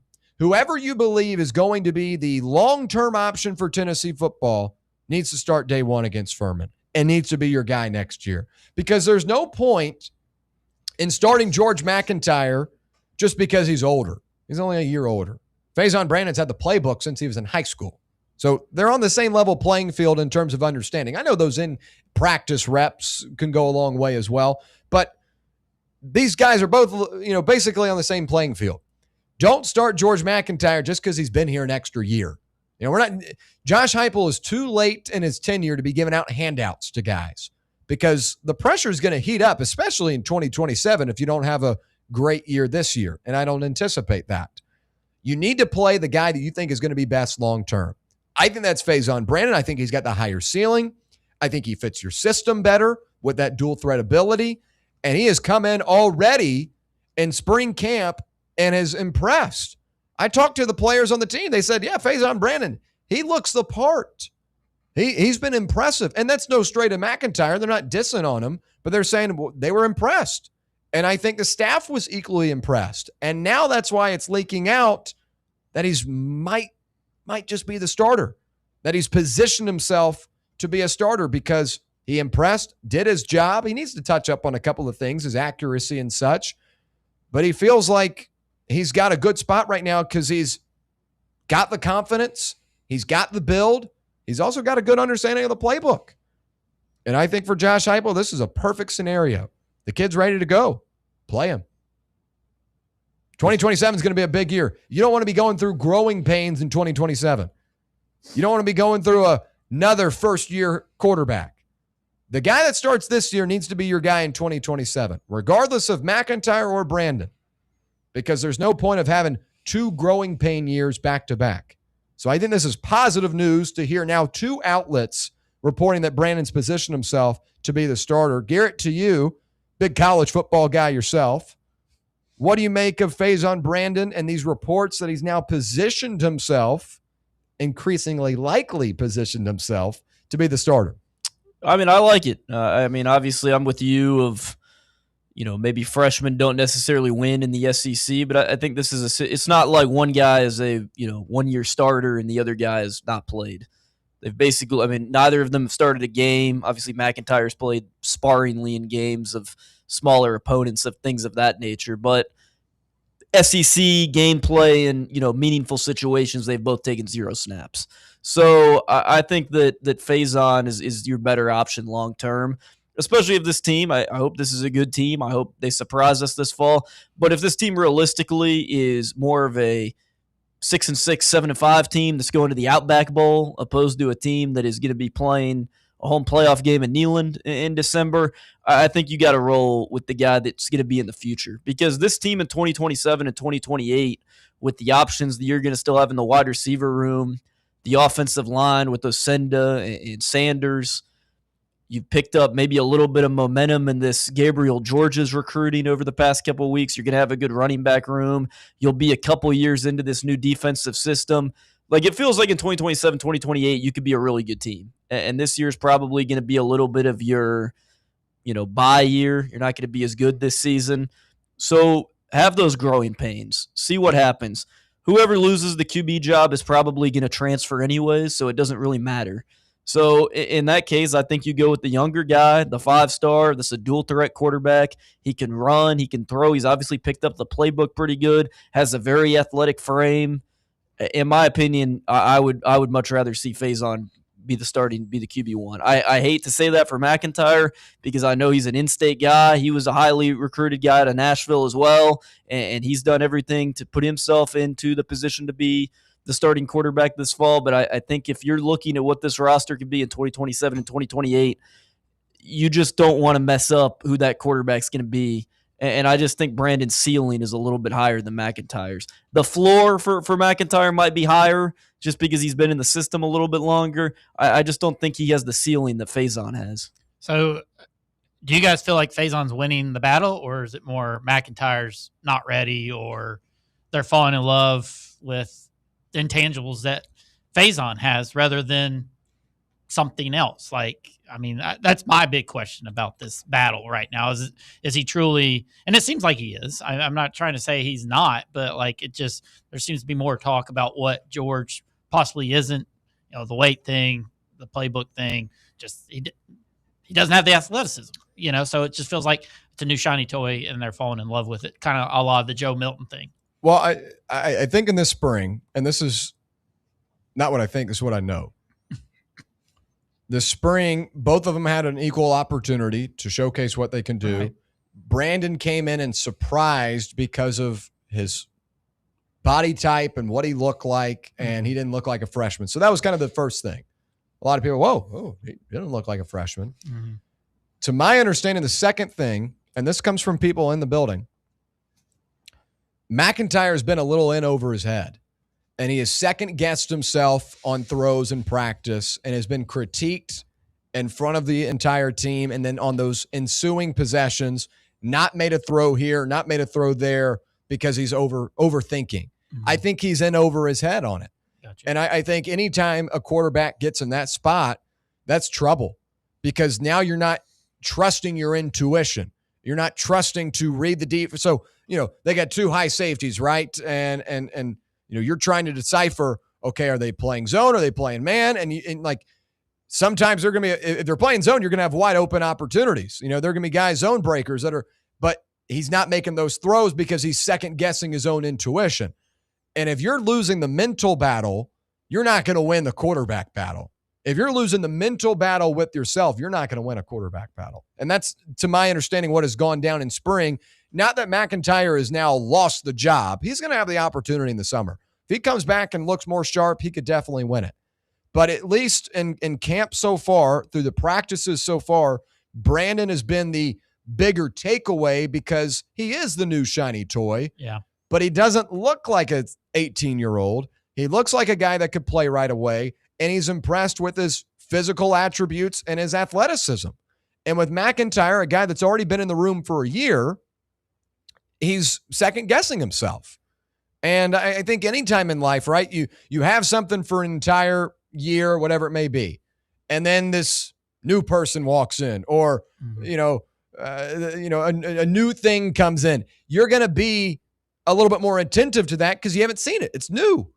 And then you're going to start saying, well, man, with this maybe like a car, right? Oh, I've been driving this car for a year.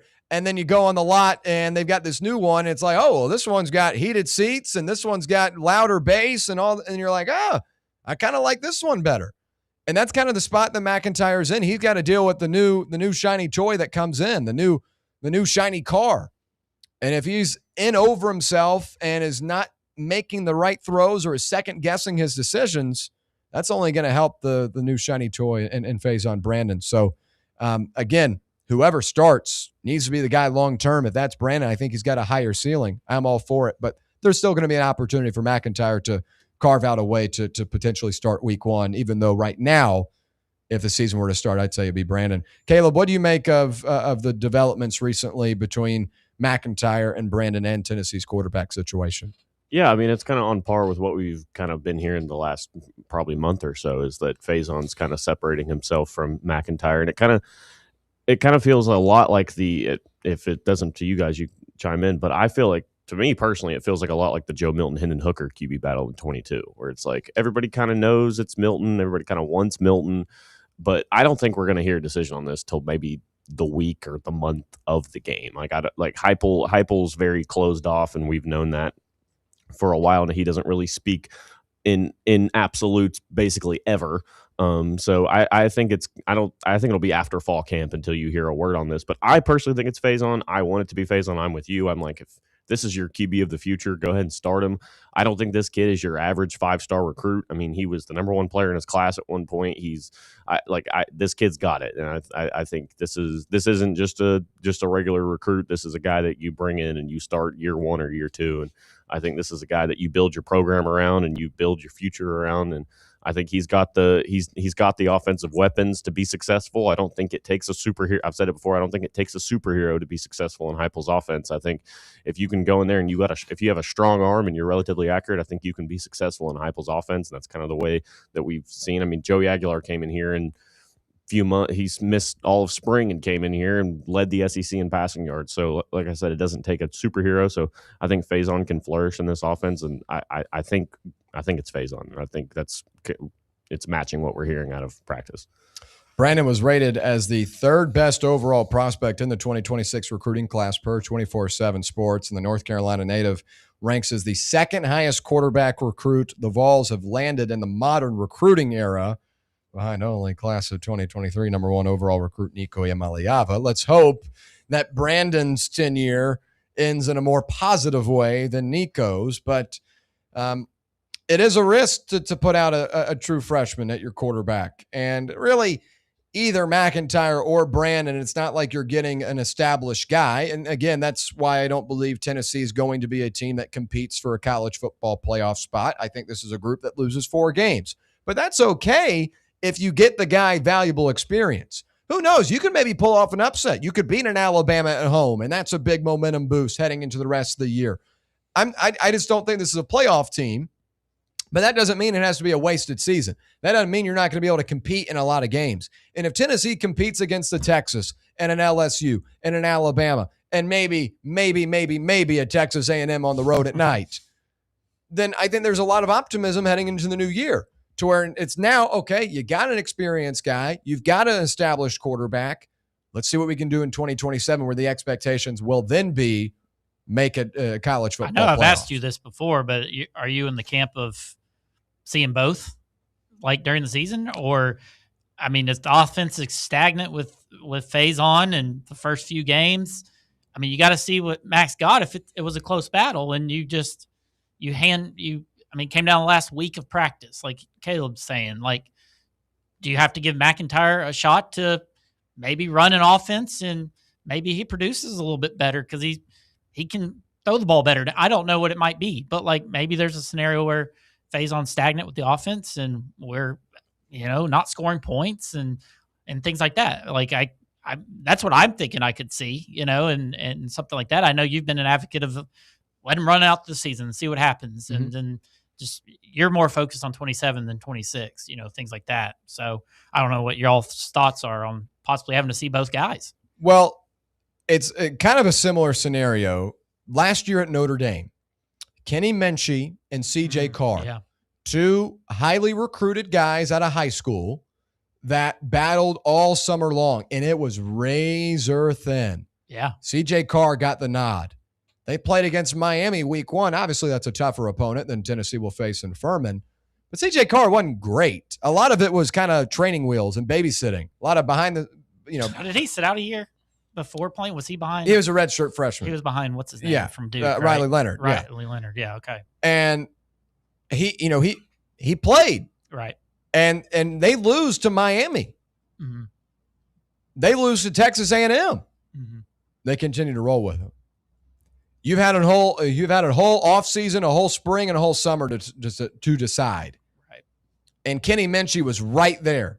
We didn't see him but a couple of times against like a USC or a Syracuse, Boise State. Like you barely saw him last year. Right. But he's a really talented kid.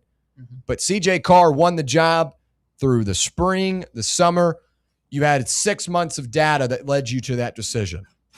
And that would be the same thing I approach for Tennessee. You've had 6 months of data to pick Faizon Brandon over George McIntyre or vice versa.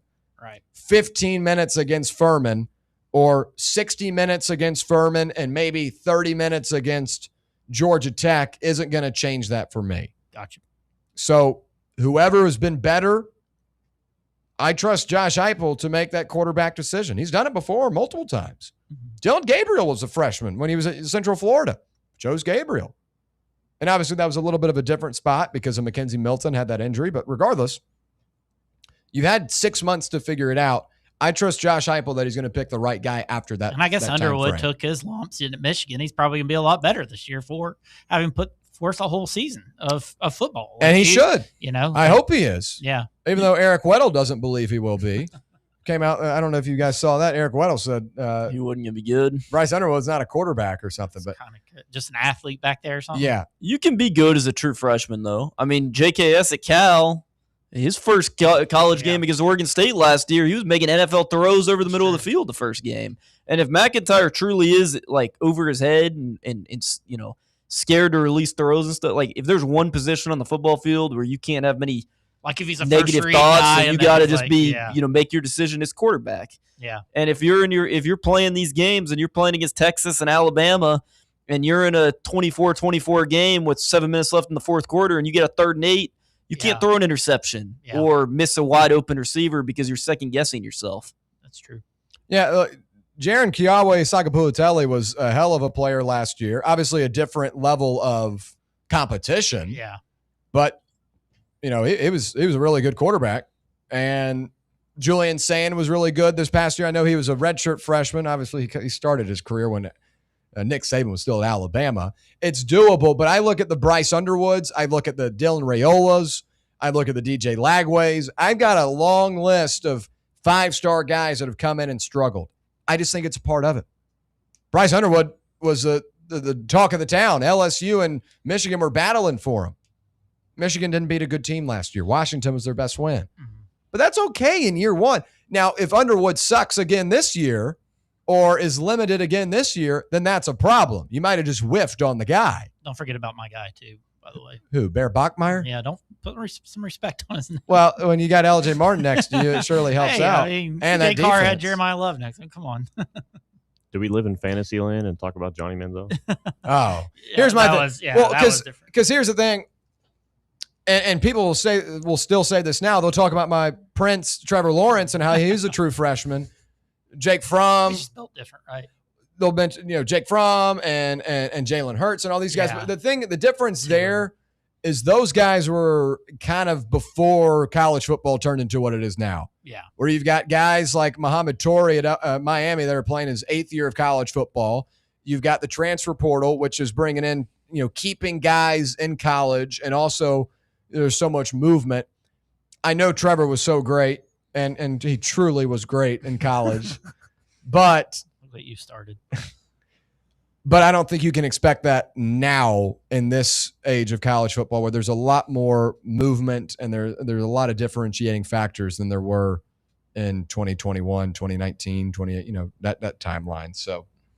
You can still hope, though. You can still guys that are going to be starting NFL quarterbacks for 10 plus years also don't grow on trees. Like those are the type, like a Jalen Hurts or a Trevor Lawrence. Like that's a player you get as a quarterback recruiting especially Clemson, they've had Deshaun Watson too, but those are the type of, you might not get one of those guys for another 20 years that come to your program. I mean, Trevor Lawrence was a generational guy. I mean, there are only so many quarterbacks that are going to play 15 to 18 years and win multiple MVPs and Super Bowls in the NFL and play in college as well. Duval. Liam Cohen said it, not me. When we come back, we will switch over to the hardwood. The NBA Finals will feature the Larry O'Brien Trophy at center court for the first time since 2009. We ask, why did it take so long? Well, we'll talk about it when we return right here on the Playbook. For the fans, by the fans, this is Fan Run Radio, Knoxville. Are you ready for the start of a new season? Maybe looking for your team to go on a tournament run? Get game day ready with Crumble. Head on over to your nearest location and pick up 12 pre-selected cookies plus exclusive toppers. When you're looking for dessert options, there's no question about who you should call on. Our listeners already know. Last year, the Dubai chocolate was a home run, along with the brownie batter.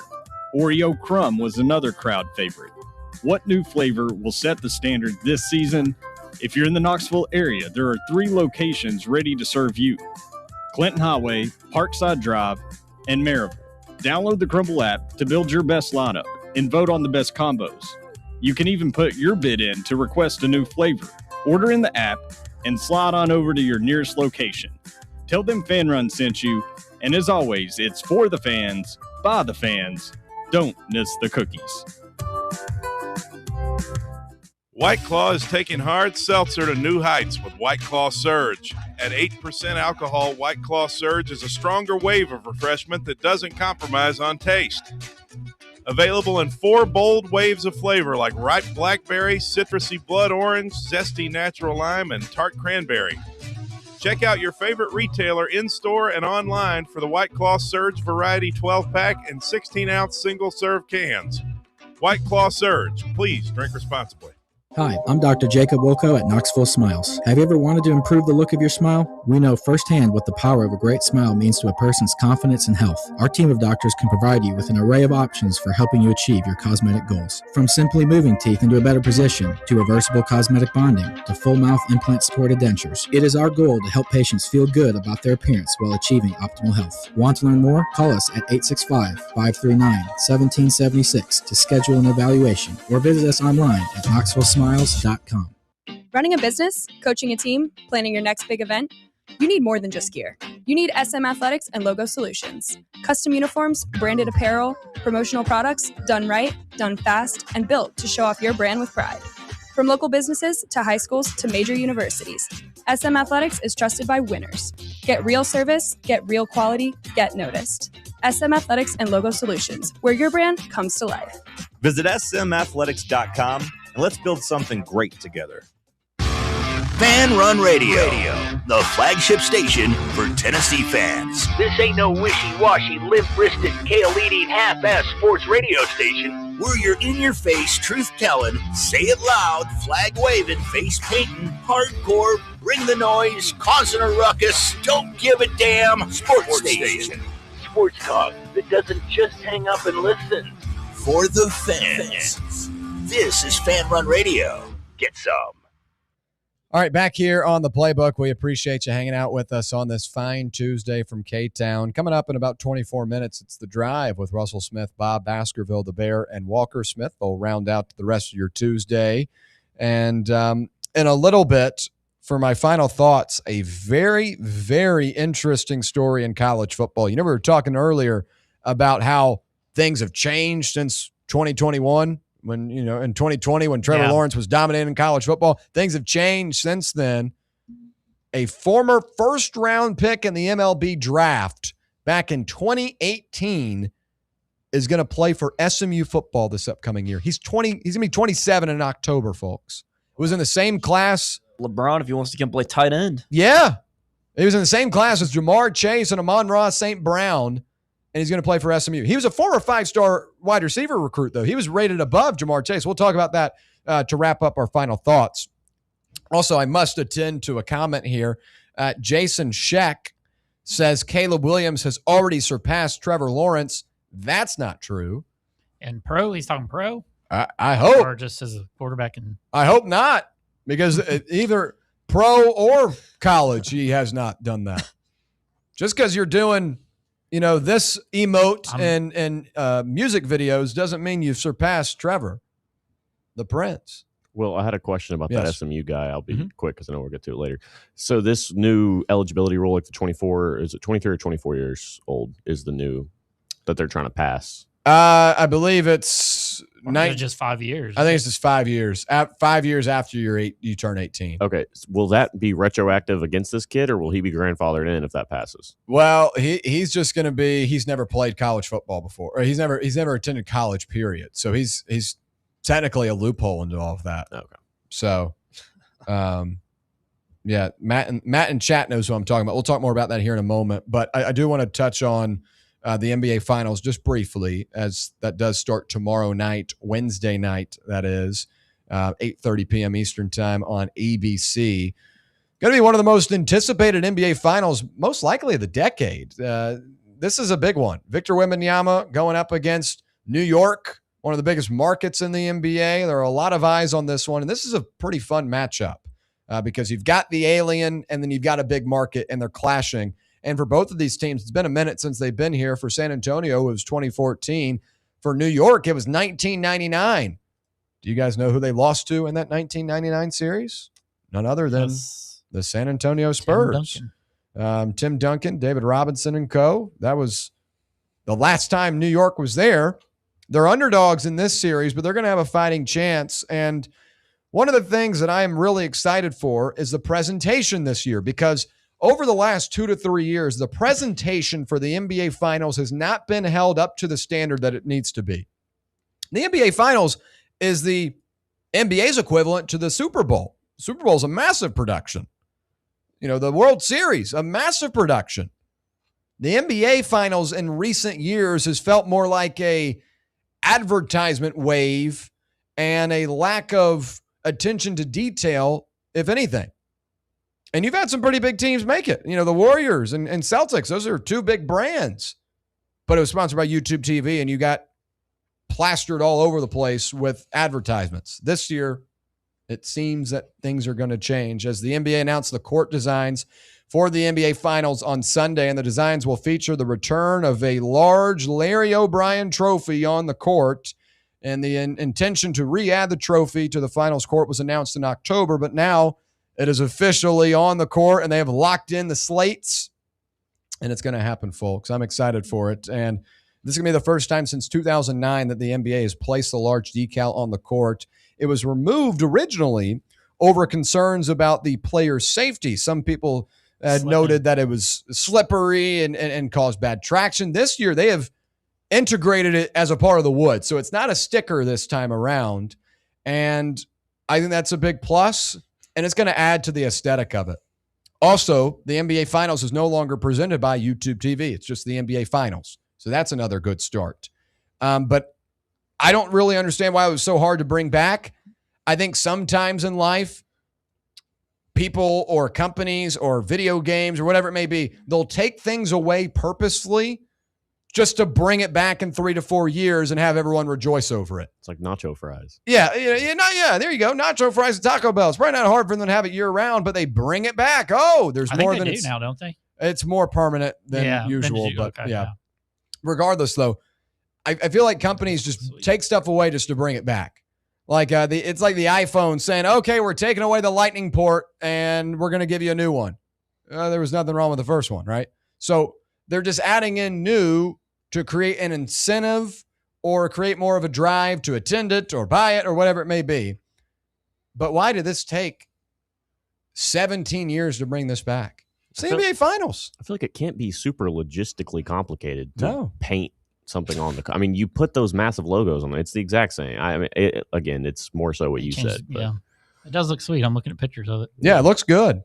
And my big thing is I don't want the advertisements all over the place. My other big thing is give us the presentation at the beginning. My favorite memory, my favorite memories growing up, I can vividly remember it, is the 2008 NBA Finals. 6-year-old William Pattison is in Watercolor, Florida, watching the Lakers and the Magic. and the Lakers used to drop down the big drape, and they would show like the pregame intro video, and it was awesome. Do that type of stuff. Make us feel immersed in the action.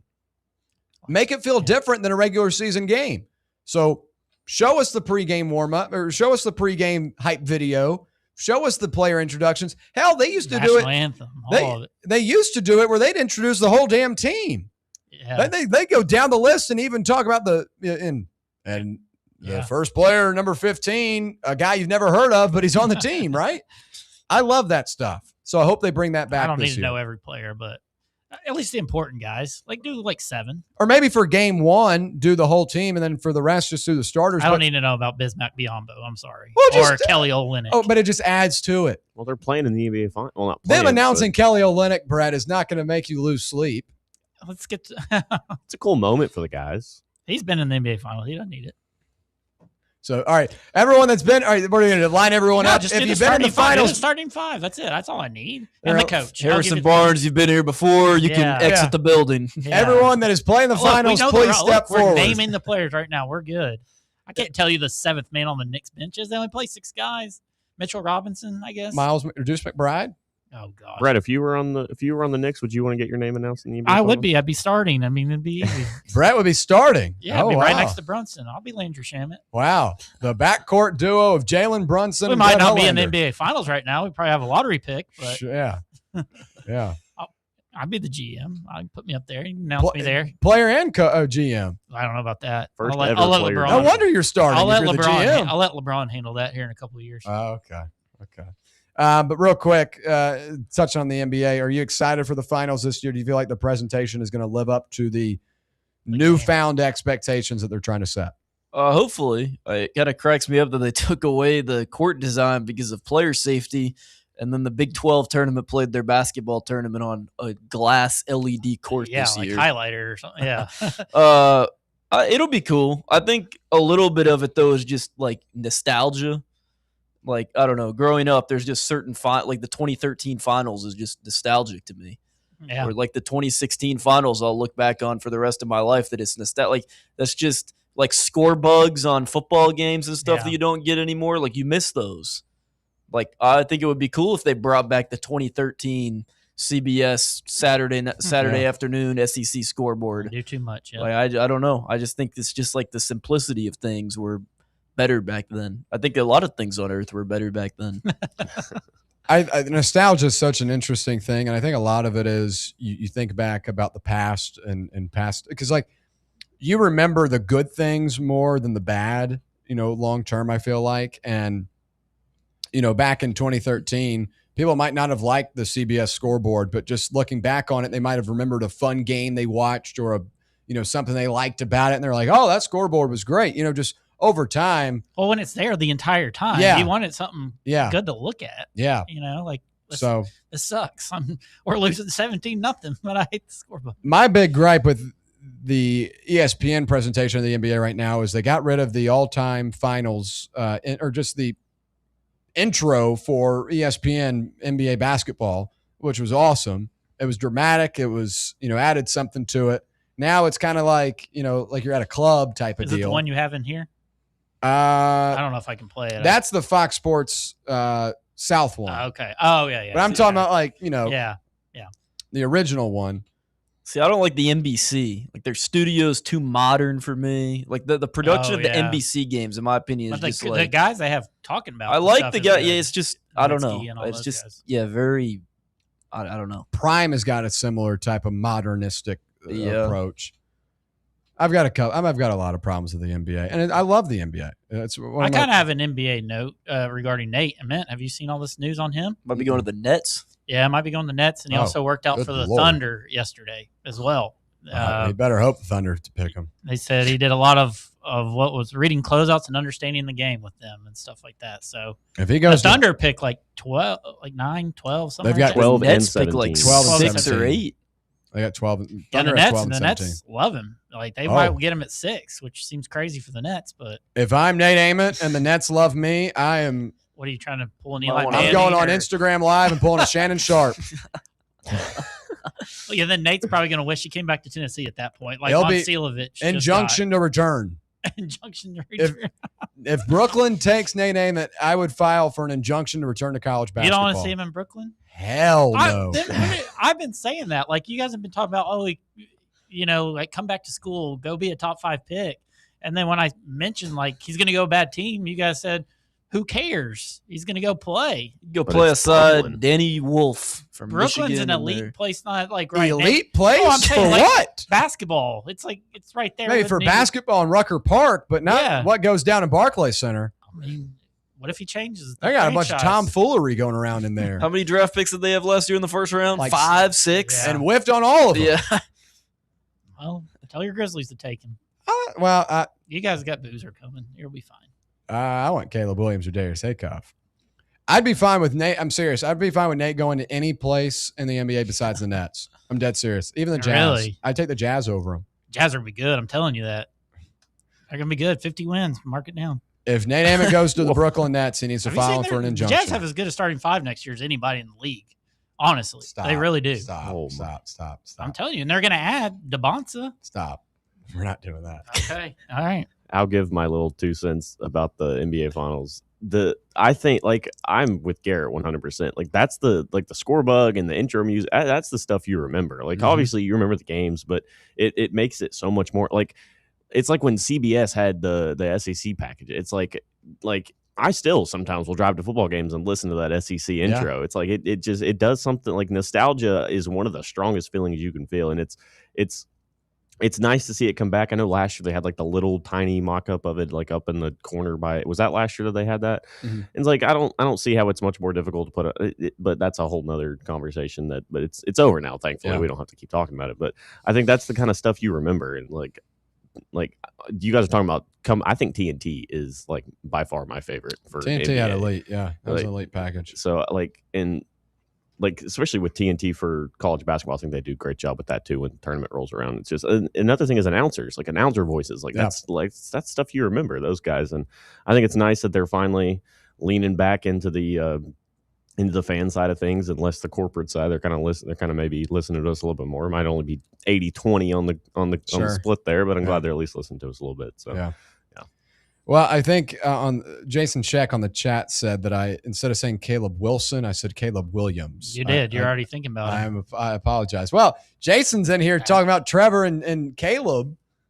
NFL's in the news. It's got me rattled. We haven't got to any of that. Yeah. What's the NFL news? I mean, the trades that went down yesterday. Now Aaron Donald's talking about coming out of retirement. We got the Larry O'Brien trophy back, and we got Odell Beckham Jr. back on the Giants. So. As long as Nate Amick doesn't go to the Nets, I'm good. We'll come back. We'll wrap it up. Final thoughts. Stay right here. It's the Playbook.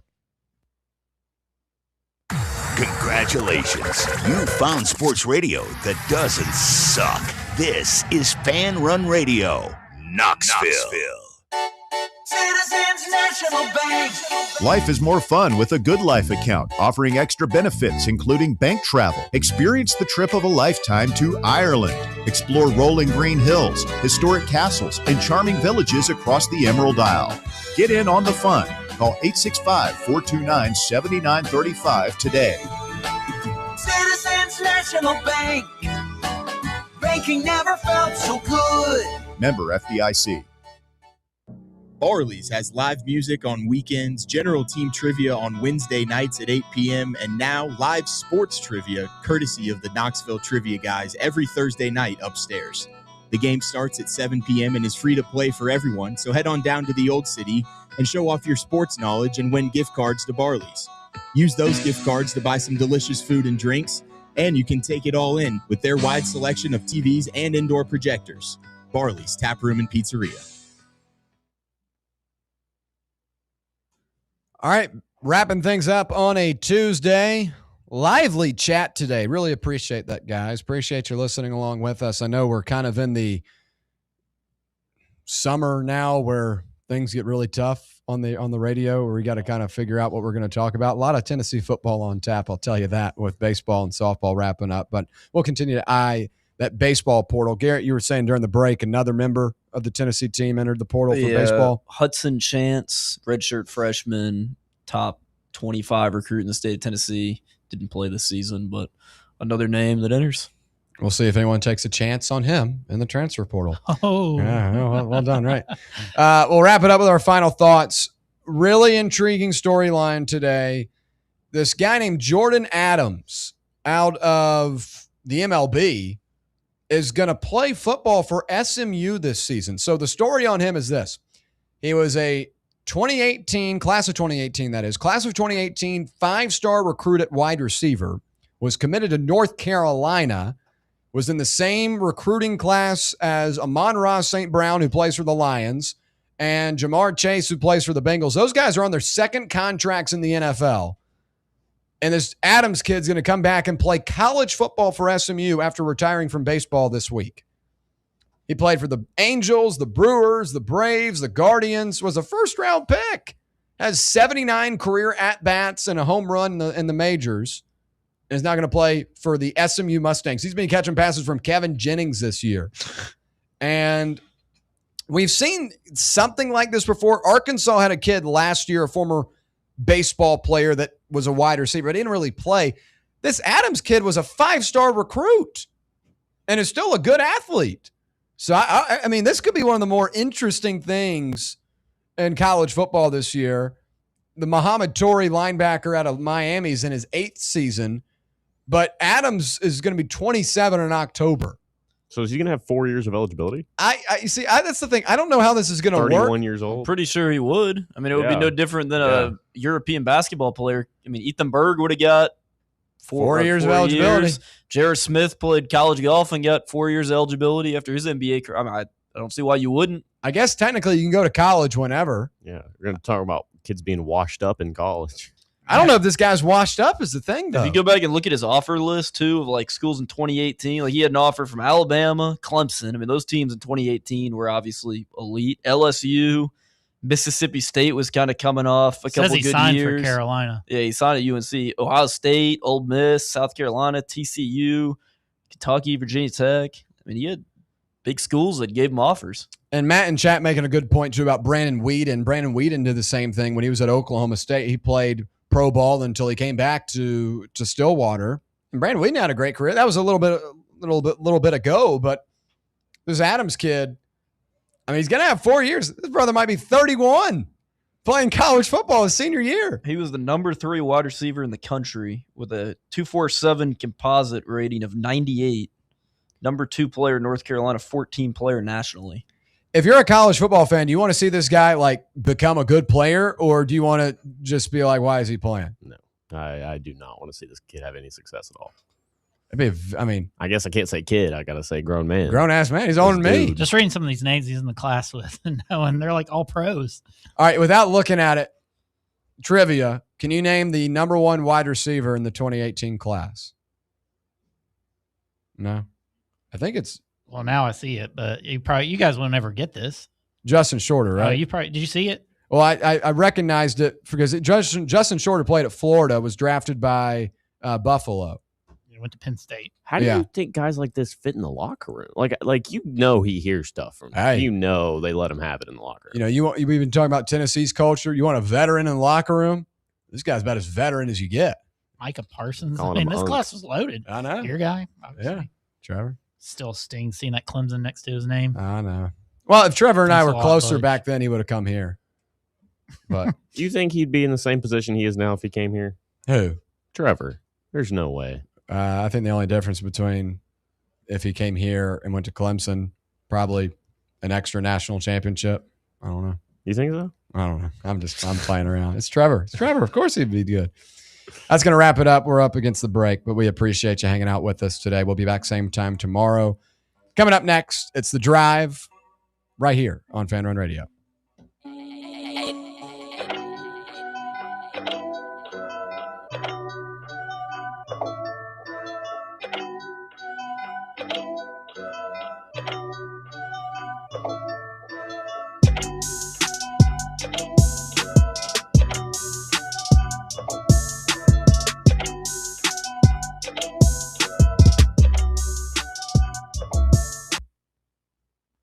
Can't get enough Fan Run Radio? Download the free Fan Run app and take the best Tennessee sports conversations